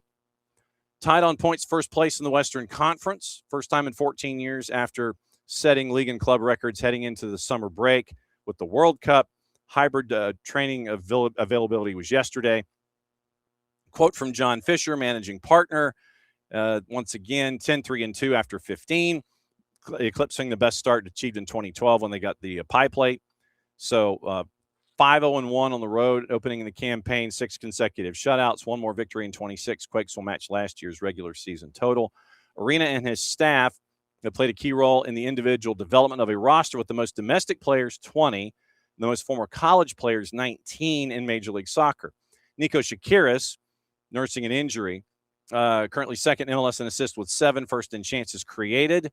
Preston Judd, once one of the top 5 scorers with 11 goals. Reed Roberts and Daniel Muni have turned into one of the great center back pairings in the league. You bring in Timo Werner, you bring in Daniel, and that's where you are. So Bruce Arena signs a contract extension, returning to action Friday, July 3rd in a friendly against Club Tijuana, and that is at PayPal Park. So through 28-29, Bruce Arena is locked in San Jose. We mentioned Robert Taylor and Austin using their buyout for Robert Taylor, with Jim Curtin and everyone else working their way in. Do not be surprised if there's more activity in Austin. AZ Jackson returns to the Polish League after being on loan with the Whitecaps. So that has happened. San Diego has loaned forward Anis Saidi to Monterey Bay through the end of the calendar year. Loans effective as of 5 days ago. San Diego FC has the right to recall. 17-year-old joined back in 25, acquired his homegrown priority from Philadelphia. Dibs. Basically, that's all it is. But the 17-year-old has been sent to Monterey Bay FC, and San Diego has the right to recall at any given time. So that is, I think that is the news from the MLS perspective of things. And so that means it is time for us to get into the preview section of the program and break down everything that we are anticipating from the matches today. We've gone through the juice boxes, and we'll lay those out before you once again before we get out of here. Morning, Abby. And we'll once again, we'll break it all down for you here. We got some sound with some of the previews. First off, here is from the press conference yesterday at the MD-1, an opportunity for Kave Solakal from Sky to kick off the press conference with Thomas Tuchel and Harry Kane about the Tino Livramento situation, about not being able to have him as one of your multifaceted players that you could pretty much plug and play in anywhere. Livramento out with an injury, removed from the squad. Trevor Chalobah now in. So here is that Q&A with both Thomas Tuchel and with Harry Kane to lead off the MD-1 yesterday. And once again, courtesy of our friends at FIFA. So you'll hear Kave Solakal from Sky, Thomas Tuchel, and Harry Kane. Thomas, first of all, Tino Livramento has been very unlucky with injuries. How disappointed was he that he had to pull out, and how disappointed are the rest of the players? And can you talk us through your decision-making process in calling up Trevor Chalobah? Yeah, Tino was of course very disappointed and very sad. All of us were. It was kind of a little shock in training when he stopped training, and he straight away had the feeling that this can be an injury that costs him the tournament, and he was unfortunately right. After assessment, we got the information that it's about 4 or 5 weeks, injury of 4 or 5 weeks, which is unfortunately too long to keep on rebuilding and reintegrating him into the squad. So we took the decision to send him home. Was of course disappointed, and so were we. He was a key player and in good shape and available for both sides for us as a fullback. We called Trevor Chalobah up because then we free up Jarell Quansah as a fullback on both sides, and Chad Spence can both sides fullback. So Trevor comes as a centre back alternative and gives us full coverage in the back four. Thank you. And Harry, last time out at the Euros, there was so much debate about your form and your fitness. How do you feel going into this major tournament? And do you think this is the best chance you have of winning a major trophy with England? Yeah, I'd say from a personal point of view, it's the best, coming off the best season that I've ever had, first and foremost, just from a fact point of view. Obviously scoring a lot more goals than what I have in any other previous season, which is obviously pleasing. But I think also just physically and mentally, the way the season ended for me was obviously in a great way to win the league and in the cup final and to score the 3 goals there, I think just gave me even more momentum coming into the prep camp with the boys. And yeah, just from a physical point of view, just feel in great shape in the training sessions, in the matches that we've played. So, you know, throughout our career, you need a lot of things to go your way and fall into place at the right time, and I feel like it has for this tournament. So for sure, it's one of the best opportunities we will have as a team to win it, and I think everyone is eager to, you know, to first of all just start well tomorrow and you know, prove that we have the capabilities of going far in this tournament. Harry Kane, Thomas Tuchel talking about the tournament, and Thomas Tuchel discussing not having Tino Livramento because of injury and bringing in Trevor Chalobah, and now what he's able to do with the chess pieces that he has on hand. Bring in Trevor Chalobah to do one thing, and then you can have other players going in other directions. Abby has put in the timeline the thought by some that Lionel Messi is getting preferential treatment from officials / FIFA, especially after the studs to the calf yesterday in the match against Algeria. I would say it's a yellow. And for an athlete to get special treatment, you know, there have been obviously folks that are, Jordan rules would say whatever. We know that they come across, and I would say that he got lucky in this one for not getting any kind of card. And you look at Messi's reaction, and I'm staring at the quick cycle of it. But yeah, the player for Algeria is kind of cutting across Messi, and you see Messi make contact, and it's flush. I mean, it is flush. It is straight up studs to the calf. I would probably say that the challenge on Mandi should have been a yellow.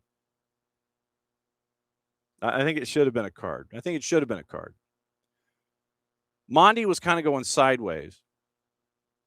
And so Messi, he's behind him, and Mandi is working across. So Mandi, picture it this way if you're staring at it. So Mandi's going from right to left. Messi is kind of running perpendicular and trying to find a way around Mandi's right shoulder to get to the ball. Mandi's going the other direction. Messi's having to work around the right shoulder, and it ends up as studs to the calf. I mean, it's for me, like I said, it's a yellow. And I think that should have been the most expected outcome. But the idea that he didn't get a card in that and the whole preferential treatment thing, I'm not necessarily into the whole preferential treatment thing, because it would have to be a conspiracy of so many individuals that every crew would have to, that is tied to an Argentina match in this tournament, would have to have a conversation with the head of officiating, if not multiple folks from FIFA. And the more people that you let into a conversation, the odds are that someone's going to talk. So if it's literally all of these, at the beginning, let's play this scenario out. If at the beginning of the tournament, you have all of the referees in a room, all the refs, all the ARs, everybody. So this group of 250? If somebody's mad,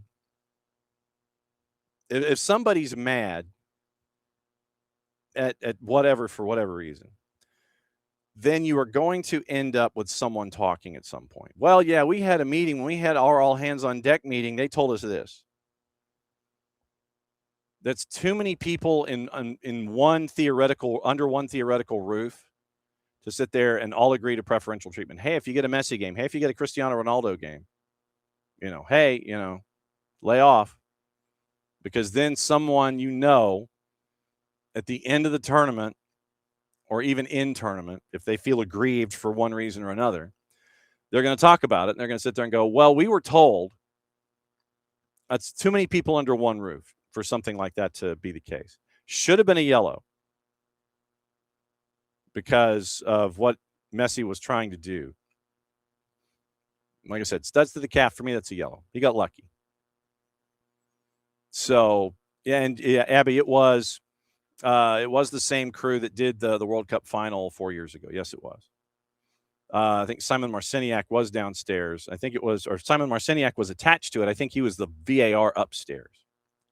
So, yeah, but it was the same crew in that circle for this match. So, like I said, for anything like that, for it to be anything where you're supposed to give preferential treatment, that's too many people that would have to know. And if somebody's mad, they're going to say something. So that's where I am with it. I know, Abby, you hold you and I disagree on this one, but I still think it should have been a yellow from what I saw. But for it to be a universal overarching thing with all of the referees that are brought in by FIFA, hey, now if you get any of these guys, we got to keep them in the match. Preferential treatment. Jordan rules, I don't know if they're in the back of minds, but I don't think they necessarily apply. Like I said, it's too many people that would have to know the same piece of information. And if somebody in that dome of secrecy gets mad, they're going to say something about it. So, should have been a card. Should have been a card. Messi got lucky. And so we'll keep an eye on that. But remember, you got yellow card accumulation too. You got to keep an eye on that now. You got to keep an eye on that. So that's what I think with the Messi call anyway. Okay, so with that happening, we've also got on the board interviews from the U.S. side of things, and they are getting ready for their time in match number 2. It's Friday afternoon. And so as things are continuing to progress, U.S. goes in front of microphones. Max Arfsten, by the way, was in front of microphones with our friend Chris Doran with an audience heading back to Columbus. And here is part of that conversation with Chris Doran and Max Arfsten about Max's time with the men's national team and getting ready for match day 2. Yeah, it was a lot. I mean, I feel like when I'm there in the moment, I don't really think about it. But then after, you have a chance to reflect and you understand like how just awesome and amazing it was. But yeah, I mean, obviously it was packed. It was loud, like really loud every time we scored. And I mean, at the end of the day, it's a World Cup. So obviously everything is going to be magnified, and the magnitude of the moment, you feel it. But more than anything, I'm just happy that, we won and kind of started it off with a bang and, have all the USA fans excited. I think that's very important for our energy and mentality, like going through this tournament. There's been a lot of positive talk about the USA's performance in that game against Paraguay. How do you keep things in perspective as you prepare for the matchup against Australia? Yeah, I think, obviously it's good. Everyone's talking good about us, but it's only one game and there's 2 more games and we want to top the group. And I was saying this before, like, I think just we have a massive point to prove, like the mentality of this group and the energy ever since I got here, May 26th has just been like everyone's hungry. I think the coaching staff does a good job of making training very intense, very much like everyone has an opportunity to show what they can do, and try and grab the opportunity. So like you said, it was a good win, but you can't get too high and you can't get too low, and we have a job to do. And yeah, we're looking forward to Australia because, they just won, so we have to try and show what we can do against them. Have you had the opportunity to connect with Steven Moreira after his performance against Spain yesterday? Yes, I was watching the first half, but then I had to go to training, but I sent him a picture of me watching the game. And I texted him, obviously, after, like, well done, because that's an unbelievable result for himself and his country. And yeah, I'm super happy for him. Like, it was really cool and like a crazy moment to see him on that stage playing against Spain, who, arguably can win the tournament, of course. And yeah, I just told him, like, I'm really happy for him, and it was cool to see him play, and he wished me luck in my next games as well. So we're keeping in touch, and, happy for him. Until we play them, I'm happy for him. Until we play them, I'm happy for him. Max Arfsten, defender for the U.S. men's national team, in front of an assembled audience in Columbus. And you heard the voice of our friend Chris Doran as Chris was catching up with Max for his show that he does up there in Columbus, Ohio. This is SDH AM. John here, you there. Thanks for dropping by, as you always do. And as a part of all of this, it is also time to catch up with Sebastian Berhalter and with Timothy Weah and find out what's on their mind. They are practicing in Irvine, California, before they hop on a plane, head up to Seattle, and are off and running for the matchup on Friday afternoon. So here is part of the conversation that was had with Tim Weah after practice as the U.S. is getting ready for match day 2 in the group. I expect a very good Australian side. We know they could be aggressive. They have some quality, so hopefully it'll be an amazing game to watch for you guys and an amazing game to play. Tim, did all of you guys expected a 3-1 win? What was talked about inside the locker room after the game? Honestly, nothing's ever expected. We treat every team with respect. We just came with a game plan that played to our favor, and we ended up playing really aggressive, attacking really well, and defending really well, and it worked out super well. So once you prepare and once you have the game plan, the results like that are always going to come. So Tim Weah after practice in Irvine, and so now that Tim Weah has done it, and it sounds like they were standing next to like either a fan or an air conditioner. So that was just either that or an aircraft carrier engine, one of the two. I was looking at the video, and thanks once again to our friends from US Soccer and Veritone for this one and the Sebastian Berhalter coming up here in a sec. But it just sounded like when I was playing it out just then, it sounded like they were standing next to an aircraft carrier. They weren't, but anyway, it sounded that way. Also in front of the microphones, the assembled microphones, Sebastian Berhalter, midfielder for the U.S. men's national team. And here's part of the conversation that they had with Sebastian getting ready for match day 2. Once again, courtesy of our friends, US Soccer and Veritone.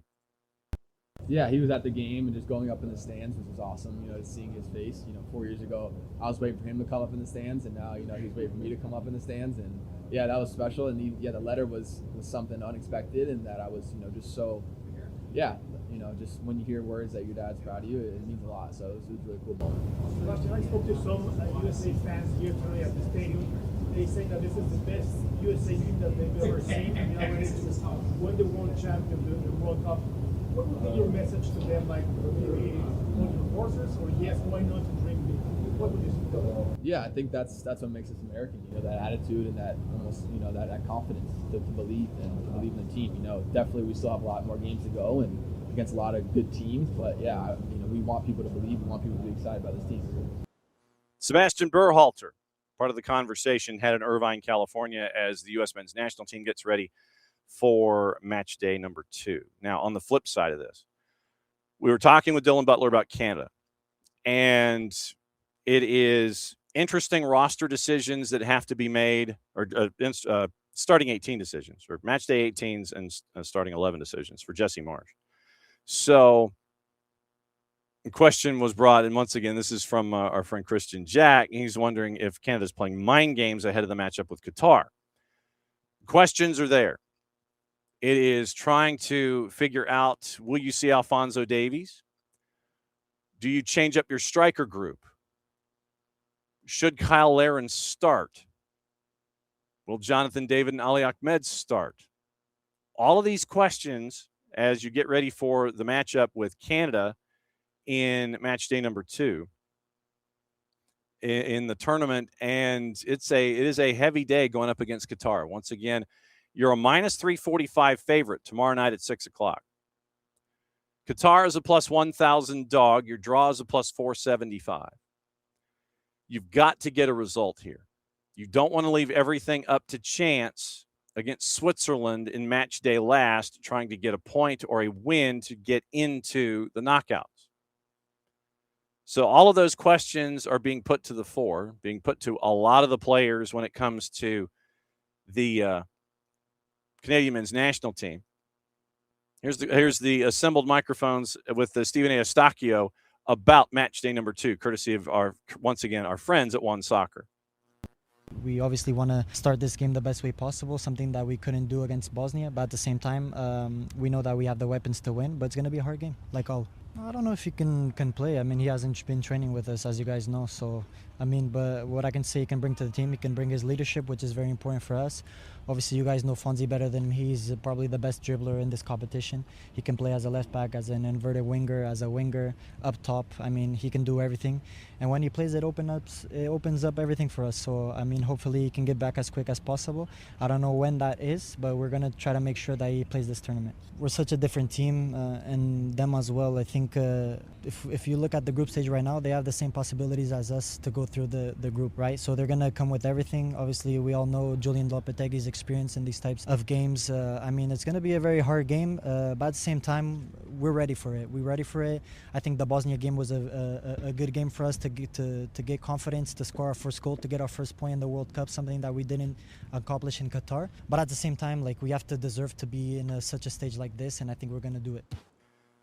Steven Eustaquio, one of the veteran presences, sometimes with the captain's armband for the Canadian men's national team, as they get ready for their matchup against Qatar tomorrow night. And let me check the venue really quickly. I just want to make sure that, let's see, I'm way ahead of myself in the schedule. So go back. Okay, it is at BC Place. Yeah, I'm intrigued to see how both teams respond to the surface at BC Place. I want to. That's one of the things I'm going to look at. 6 o'clock kick with that activity in Group B behind the action that is at SoFi with Switzerland and Bosnia-Herzegovina. So Canada and Qatar will know what they need to do when it comes to either keeping the beat or surpassing to get ready for match day number 3, where Canada will take on, where Canada takes on Switzerland, Qatar takes on Bosnia and Herzegovina. So that's the dynamic in play tomorrow in the 3 o'clock and the 6 o'clock hour with what's going on in Group B. Along those lines, Alistair Johnston was also a part of all of the assembled microphones getting ready for everything. And did I load Alistair Johnston? I thought I did, but I guess I didn't. Anyway, okay, so we'll play Alistair Johnston tomorrow because we got stuff to talk about. So that's the rundown with Canada, the United States, with Portugal, and with England getting into today. We mentioned Bruce Arena and the contract extension. We mentioned what's going on with Austin FC.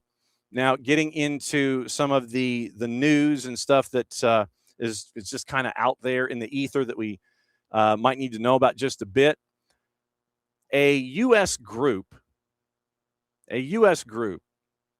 has picked up yet another team in the National League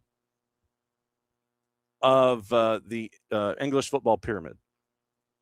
Dawn Group International has picked up Tamworth in the National League. And this from our buddy Ben Jacobs and others, that Dawn Group International, once again, offices in Oklahoma City and in Jacksonville, has pieced stuff together, and they now are adding to their multi-club marketing idea. And they own the Oklahoma City franchise in the League of Clubs, and now they're going to the National League to add Tamworth to the mix.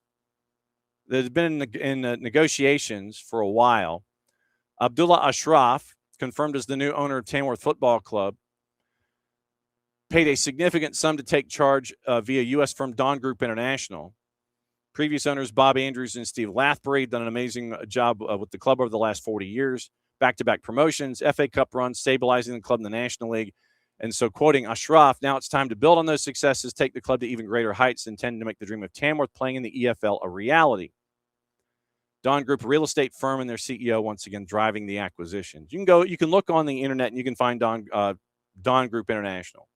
We've sent them a note, and we are familiar with their executive vice president from his time in the past with other franchises and other leagues. So we're efforting a conversation about multi-level marketing or multi-club marketing schemes and ideas with Dawn Group International, as they've now picked up a team in the National League. Didn't know if you knew this. Ole Gunnar Solskjaer is on Ipswich's list of options to replace Kieran McKenna. Gary O'Neill is also on that list. Also, yesterday late, Ruben Amorim was confirmed, 3-year deal for AC Milan. And the Roberto Martinez news, open to a Premier League return, hasn't ruled out taking another international job. That was yesterday from Alex Crook. Then, as things continue to go, Spurs had signed Jan-Paul Van Hecke from Brighton for $52 million. We talked about that. It was 50 plus 5, and now David Ornstein from The Athletic is saying 52 after 2 rejected offers. Also on the board, we'd mentioned what's going on with Sandro Tonali. Spurs were a serious contender, bid of around £85 million plus add-ons, taking the package to around $100 million expected to be considered. Thomas Partey lost his appeal against being denied entry to Canada following a hearing in Ottawa. Manchester United, we mentioned Marcus Rashford as a part of it. Yesterday, when all of the Roberto Martinez stuff came to the fore, the Portuguese Football Federation came out with a statement saying that they're aligned, focused exclusively on the World Cup, as they have publicly stated, and that Martinez is going to be leaving the role after the World Cup. So I'm trying to see if there's anything that we might have missed along the line. Late yesterday, Martinez mentioned it in the MD-1, and he said at the MD-1, my contract ends after the World Cup. That's not news. It's a fact. So keep an eye on Roberto Martinez and his future.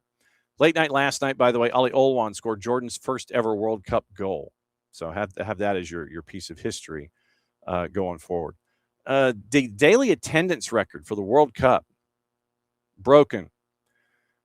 4 matches Tuesday set a new record, most attended day in the history of the tournament. 281-223 breaks the previous record of 277-070 set in 1994 in the United States. Combined figure came from matches with France and Senegal at the Meadowlands had 80,545. Kansas City was just over 69,000. Austria and Jordan had 68.5, and Iraq and Norway in Foxborough had 63,106. Current average attendance at the 26 World Cup is 65,483, on track to surpass the tournament's best cumulative record of 3.5 million folks, once again, 1994, in the United States. Adrian Rabiot has criticized the standard of the pitch at the Meadowlands, saying it felt more like an artificial surface. Told reporters the pitch, I don't even know if you can call it that. It felt more like an artificial surface, quite hard and quite rigid. So we'll keep an eye on that going forward. So now into the gossip, rumor, and innuendo part. It was, let's see if it's posted from our favorite sources. And yes, it is. There we go. Okay, so Ruben Diaz, subject of interest from Real Madrid. Liverpool accelerating their interest in pursuit of Yan Diomande as they look to PSG to beat PSG for the signature. Real Madrid weighing up a 90 million euro move for Ruben Diaz as they look to strengthen their backline. The Mirror has revealed that. Portuguese international emerged as a top target for Real Madrid, keen to add more experience and leadership to the defense. Under contract at City through June of 2029, Madrid monitoring the situation closely. Liverpool accelerating their pursuit of Yan Diomande from Leipzig, trying to beat PSG, according to Team Talk. New Reds boss Andoni Iraola is an admirer, ideal fit for his attacking system. Liverpool have already held talks over the deal. Leipzig demanding a fee of around 130 million euro for Yan Diomande. Arsenal stepped up their pursuit of Roma midfielder Manu Kone and are reported to have reached an agreement with the player's reps, according to Gazzetta. Moved ahead of Atletico de Madrid in the race to land. The international was playing for France in the World Cup. Holding out for a transfer fee is Roma, around 50 million euro, and the Italian club needs to balance their books. Al Hilal considering a move for Barcelona winger Rafinha ahead of next season, according to Globo.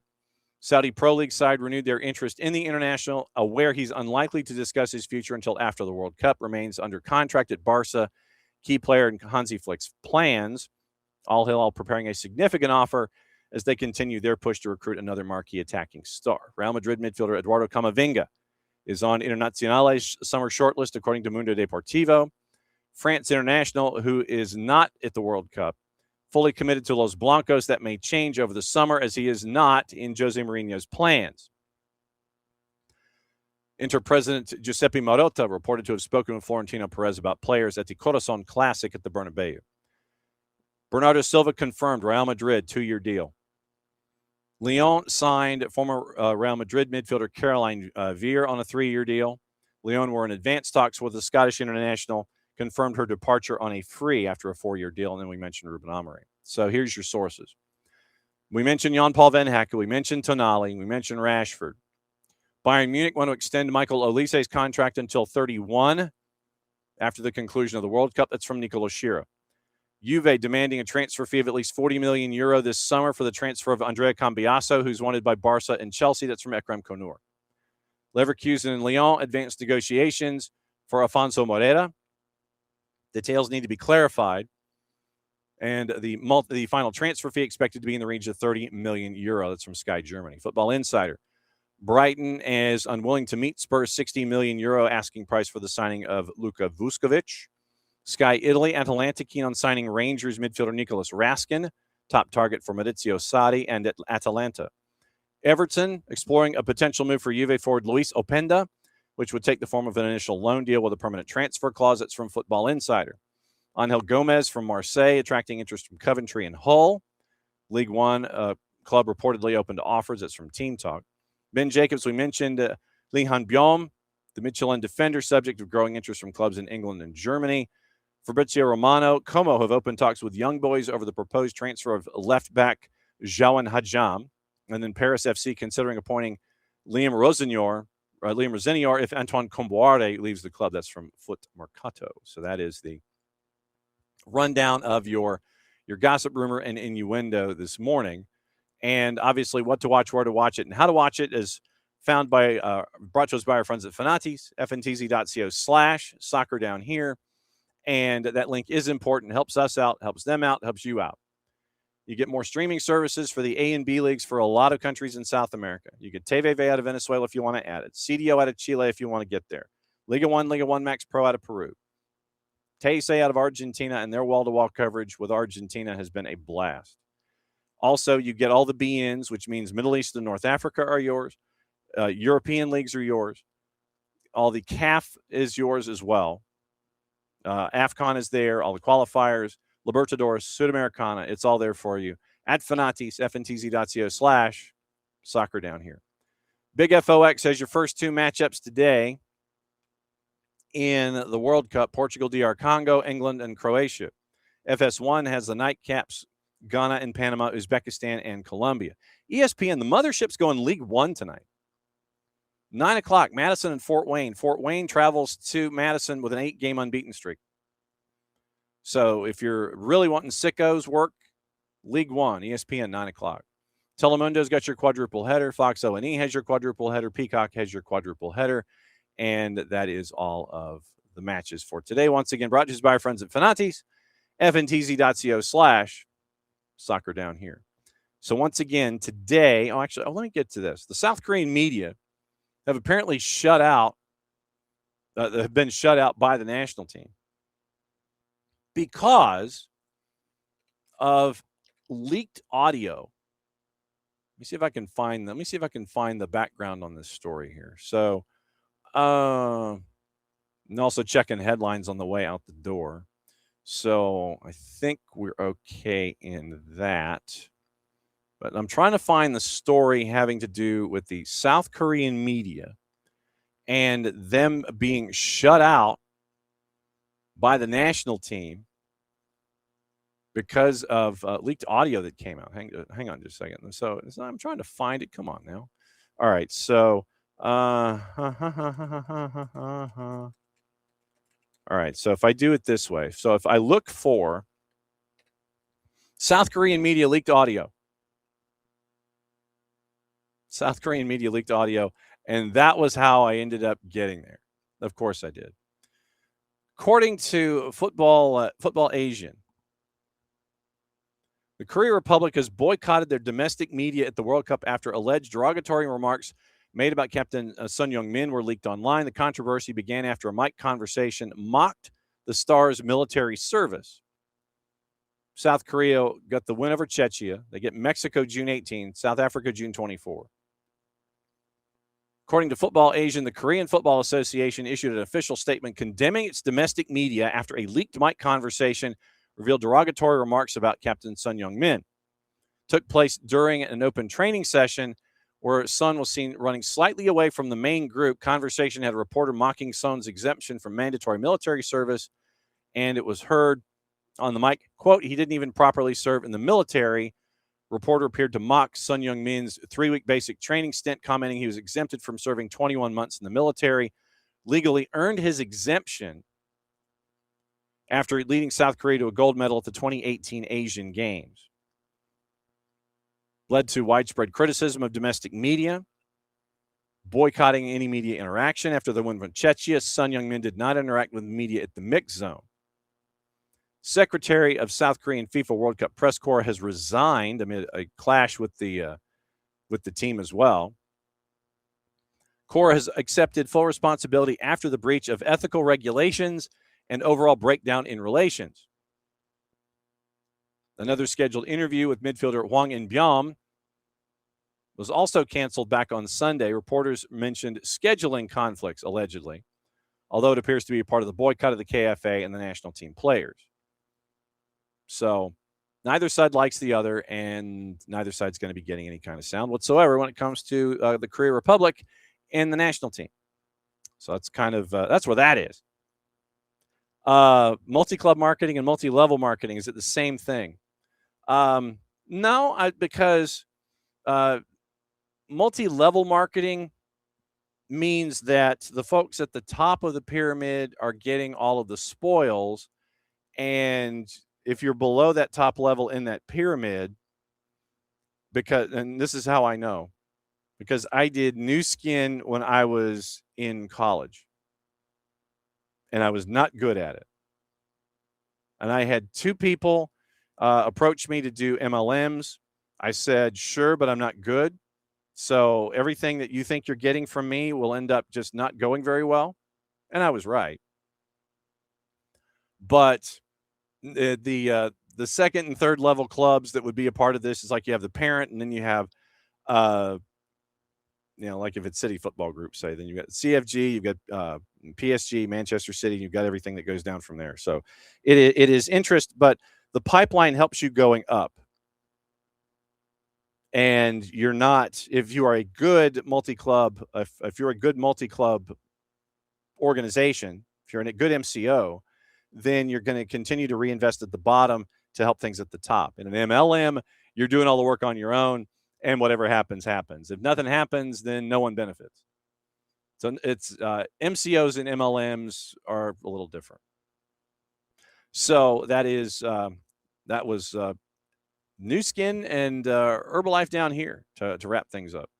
So once again today, let me remind you about the airing of AST and everything that is attached to that. Once again, Christian Pulisic status is day to day. Aren't we all? It is at 10 o'clock tonight, normal time. Atlanta Soccer tonight, 92.9 The Game, the Odyssey app, 92.9 YouTube channel. That's going to go from 10 to 11. And then it's going to be stoppage time in the three-dimensional experience for AST. 11 o'clock, second half of Colombia and Uzbekistan. That's going to be on 92.9 The Game YouTube channel exclusively. But from 10 to 11, Atlanta Soccer tonight, 92.9 The Game, 92.9thegame.com, Odyssey app, 92.9 YouTube channel. That's going to be Atlanta Soccer tonight, the three-dimensional experience. Then 11 o'clock stoppage time on the YouTube channel, and they're going to walk through Colombia and Uzbekistan with Jason. And by the way, if you've got a good couple of minutes, your required reading for the day, go to soccerdownhere.net. And Jason has pieced together a history lesson on how Broad Street, where South Downtown is more integral to Atlanta's soccer history than you may have realized. That's your rundown for today. That is your required reading for today, is reading that story on Broad Street and South Downtown because of the brew house opening. It is its second location there in Soto. So Jason walks down Broad Street and lets you know how in-depth the relationship is with soccer and Broad Street in South Downtown. That's at soccerdownhere.net. I've read it. It's a hell of a read. All very cool. So enjoy the matches today and enjoy it every single day. Spain looks like they're planning lineup changes for the matchup against Saudi Arabia. Tori Penso has been assigned to the Czechia-South Africa match here in Atlanta, making her only the second woman ever to take charge of a men's World Cup match following Stephanie Frappart in 22, and she's based in France. And so it's going to be Tori Penso, Brooke Mayo, Catherine Nesbitt, all-American officiating crew at Atlanta Stadium for Czechia and South Africa. That's going to be on your Thursday. So that is another go-round of us here at SDH AM. Back at it again tomorrow morning, 9. No, tomorrow's Thursday. 8 o'clock start tomorrow, game day. So it's an 8 o'clock start tomorrow, game day. We'll go through what happens tonight. And then 8 to 9:30 is tomorrow. So we are early tomorrow because of noon match day at Atlanta Stadium. So tomorrow is going to be very, very, it's going to be a day that's going to fly. But at 9 o'clock tomorrow, very, very cool stuff. I don't know if you have heard or if you've been kind of wandering around with what's going on with all the signage that you see involving where you need to go for World Cup and things like that. So SCAD, the Savannah College of Art and Design, has been part and parcel to the to all of that attention to detail that we've seen when it comes to welcoming fans to Atlanta.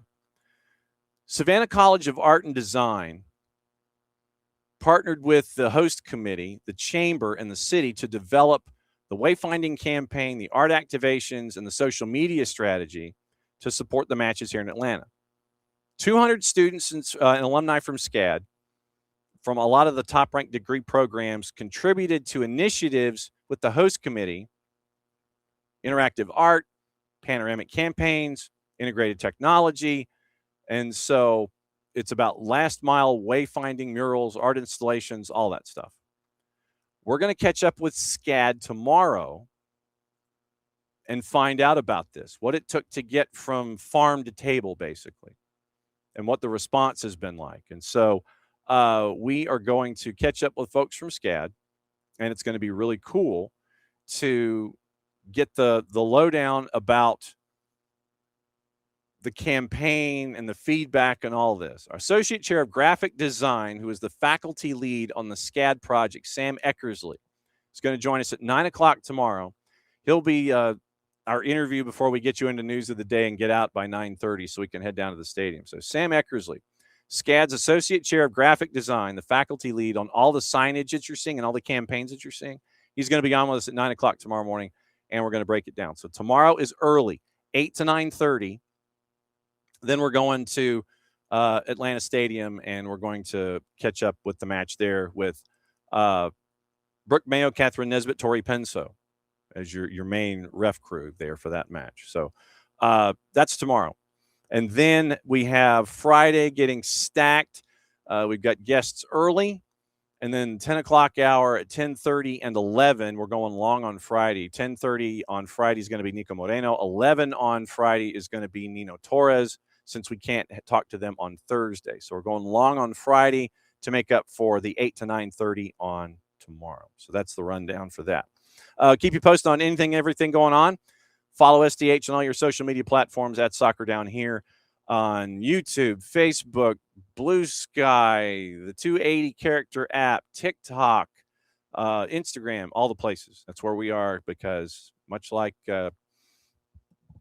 Oxygen, we're around the corner from everywhere. So fun as always to catch up with all you folks today. Enjoy your games today. Back at it again tomorrow. And Mucha Platiel, play it safe. Since it's the end of the show, that means we get to do this. Back at it again in the morning. Maybe we'll see if Abby will be there tomorrow. They needed more volunteers. Oh, Abby's got pins. Look out. She's going card shopping, Father's Day. Okay. So Abby's got pins. And if you're big into pins, it's check with Abby. There's like this big pin that's like $150. It's like a belt buckle I saw in the store. I'm not dropping $150 on a pin that looks like a belt buckle. But anyway, Golden Retriever Brain is taking over. We're going to go watch games. Have fun. Stay dry. Be safe. Back at it again in less than 22 hours. Since it's the end of the show, that means we get to do this. And we'll do it again tomorrow. Mucha plata, y'all. Bye.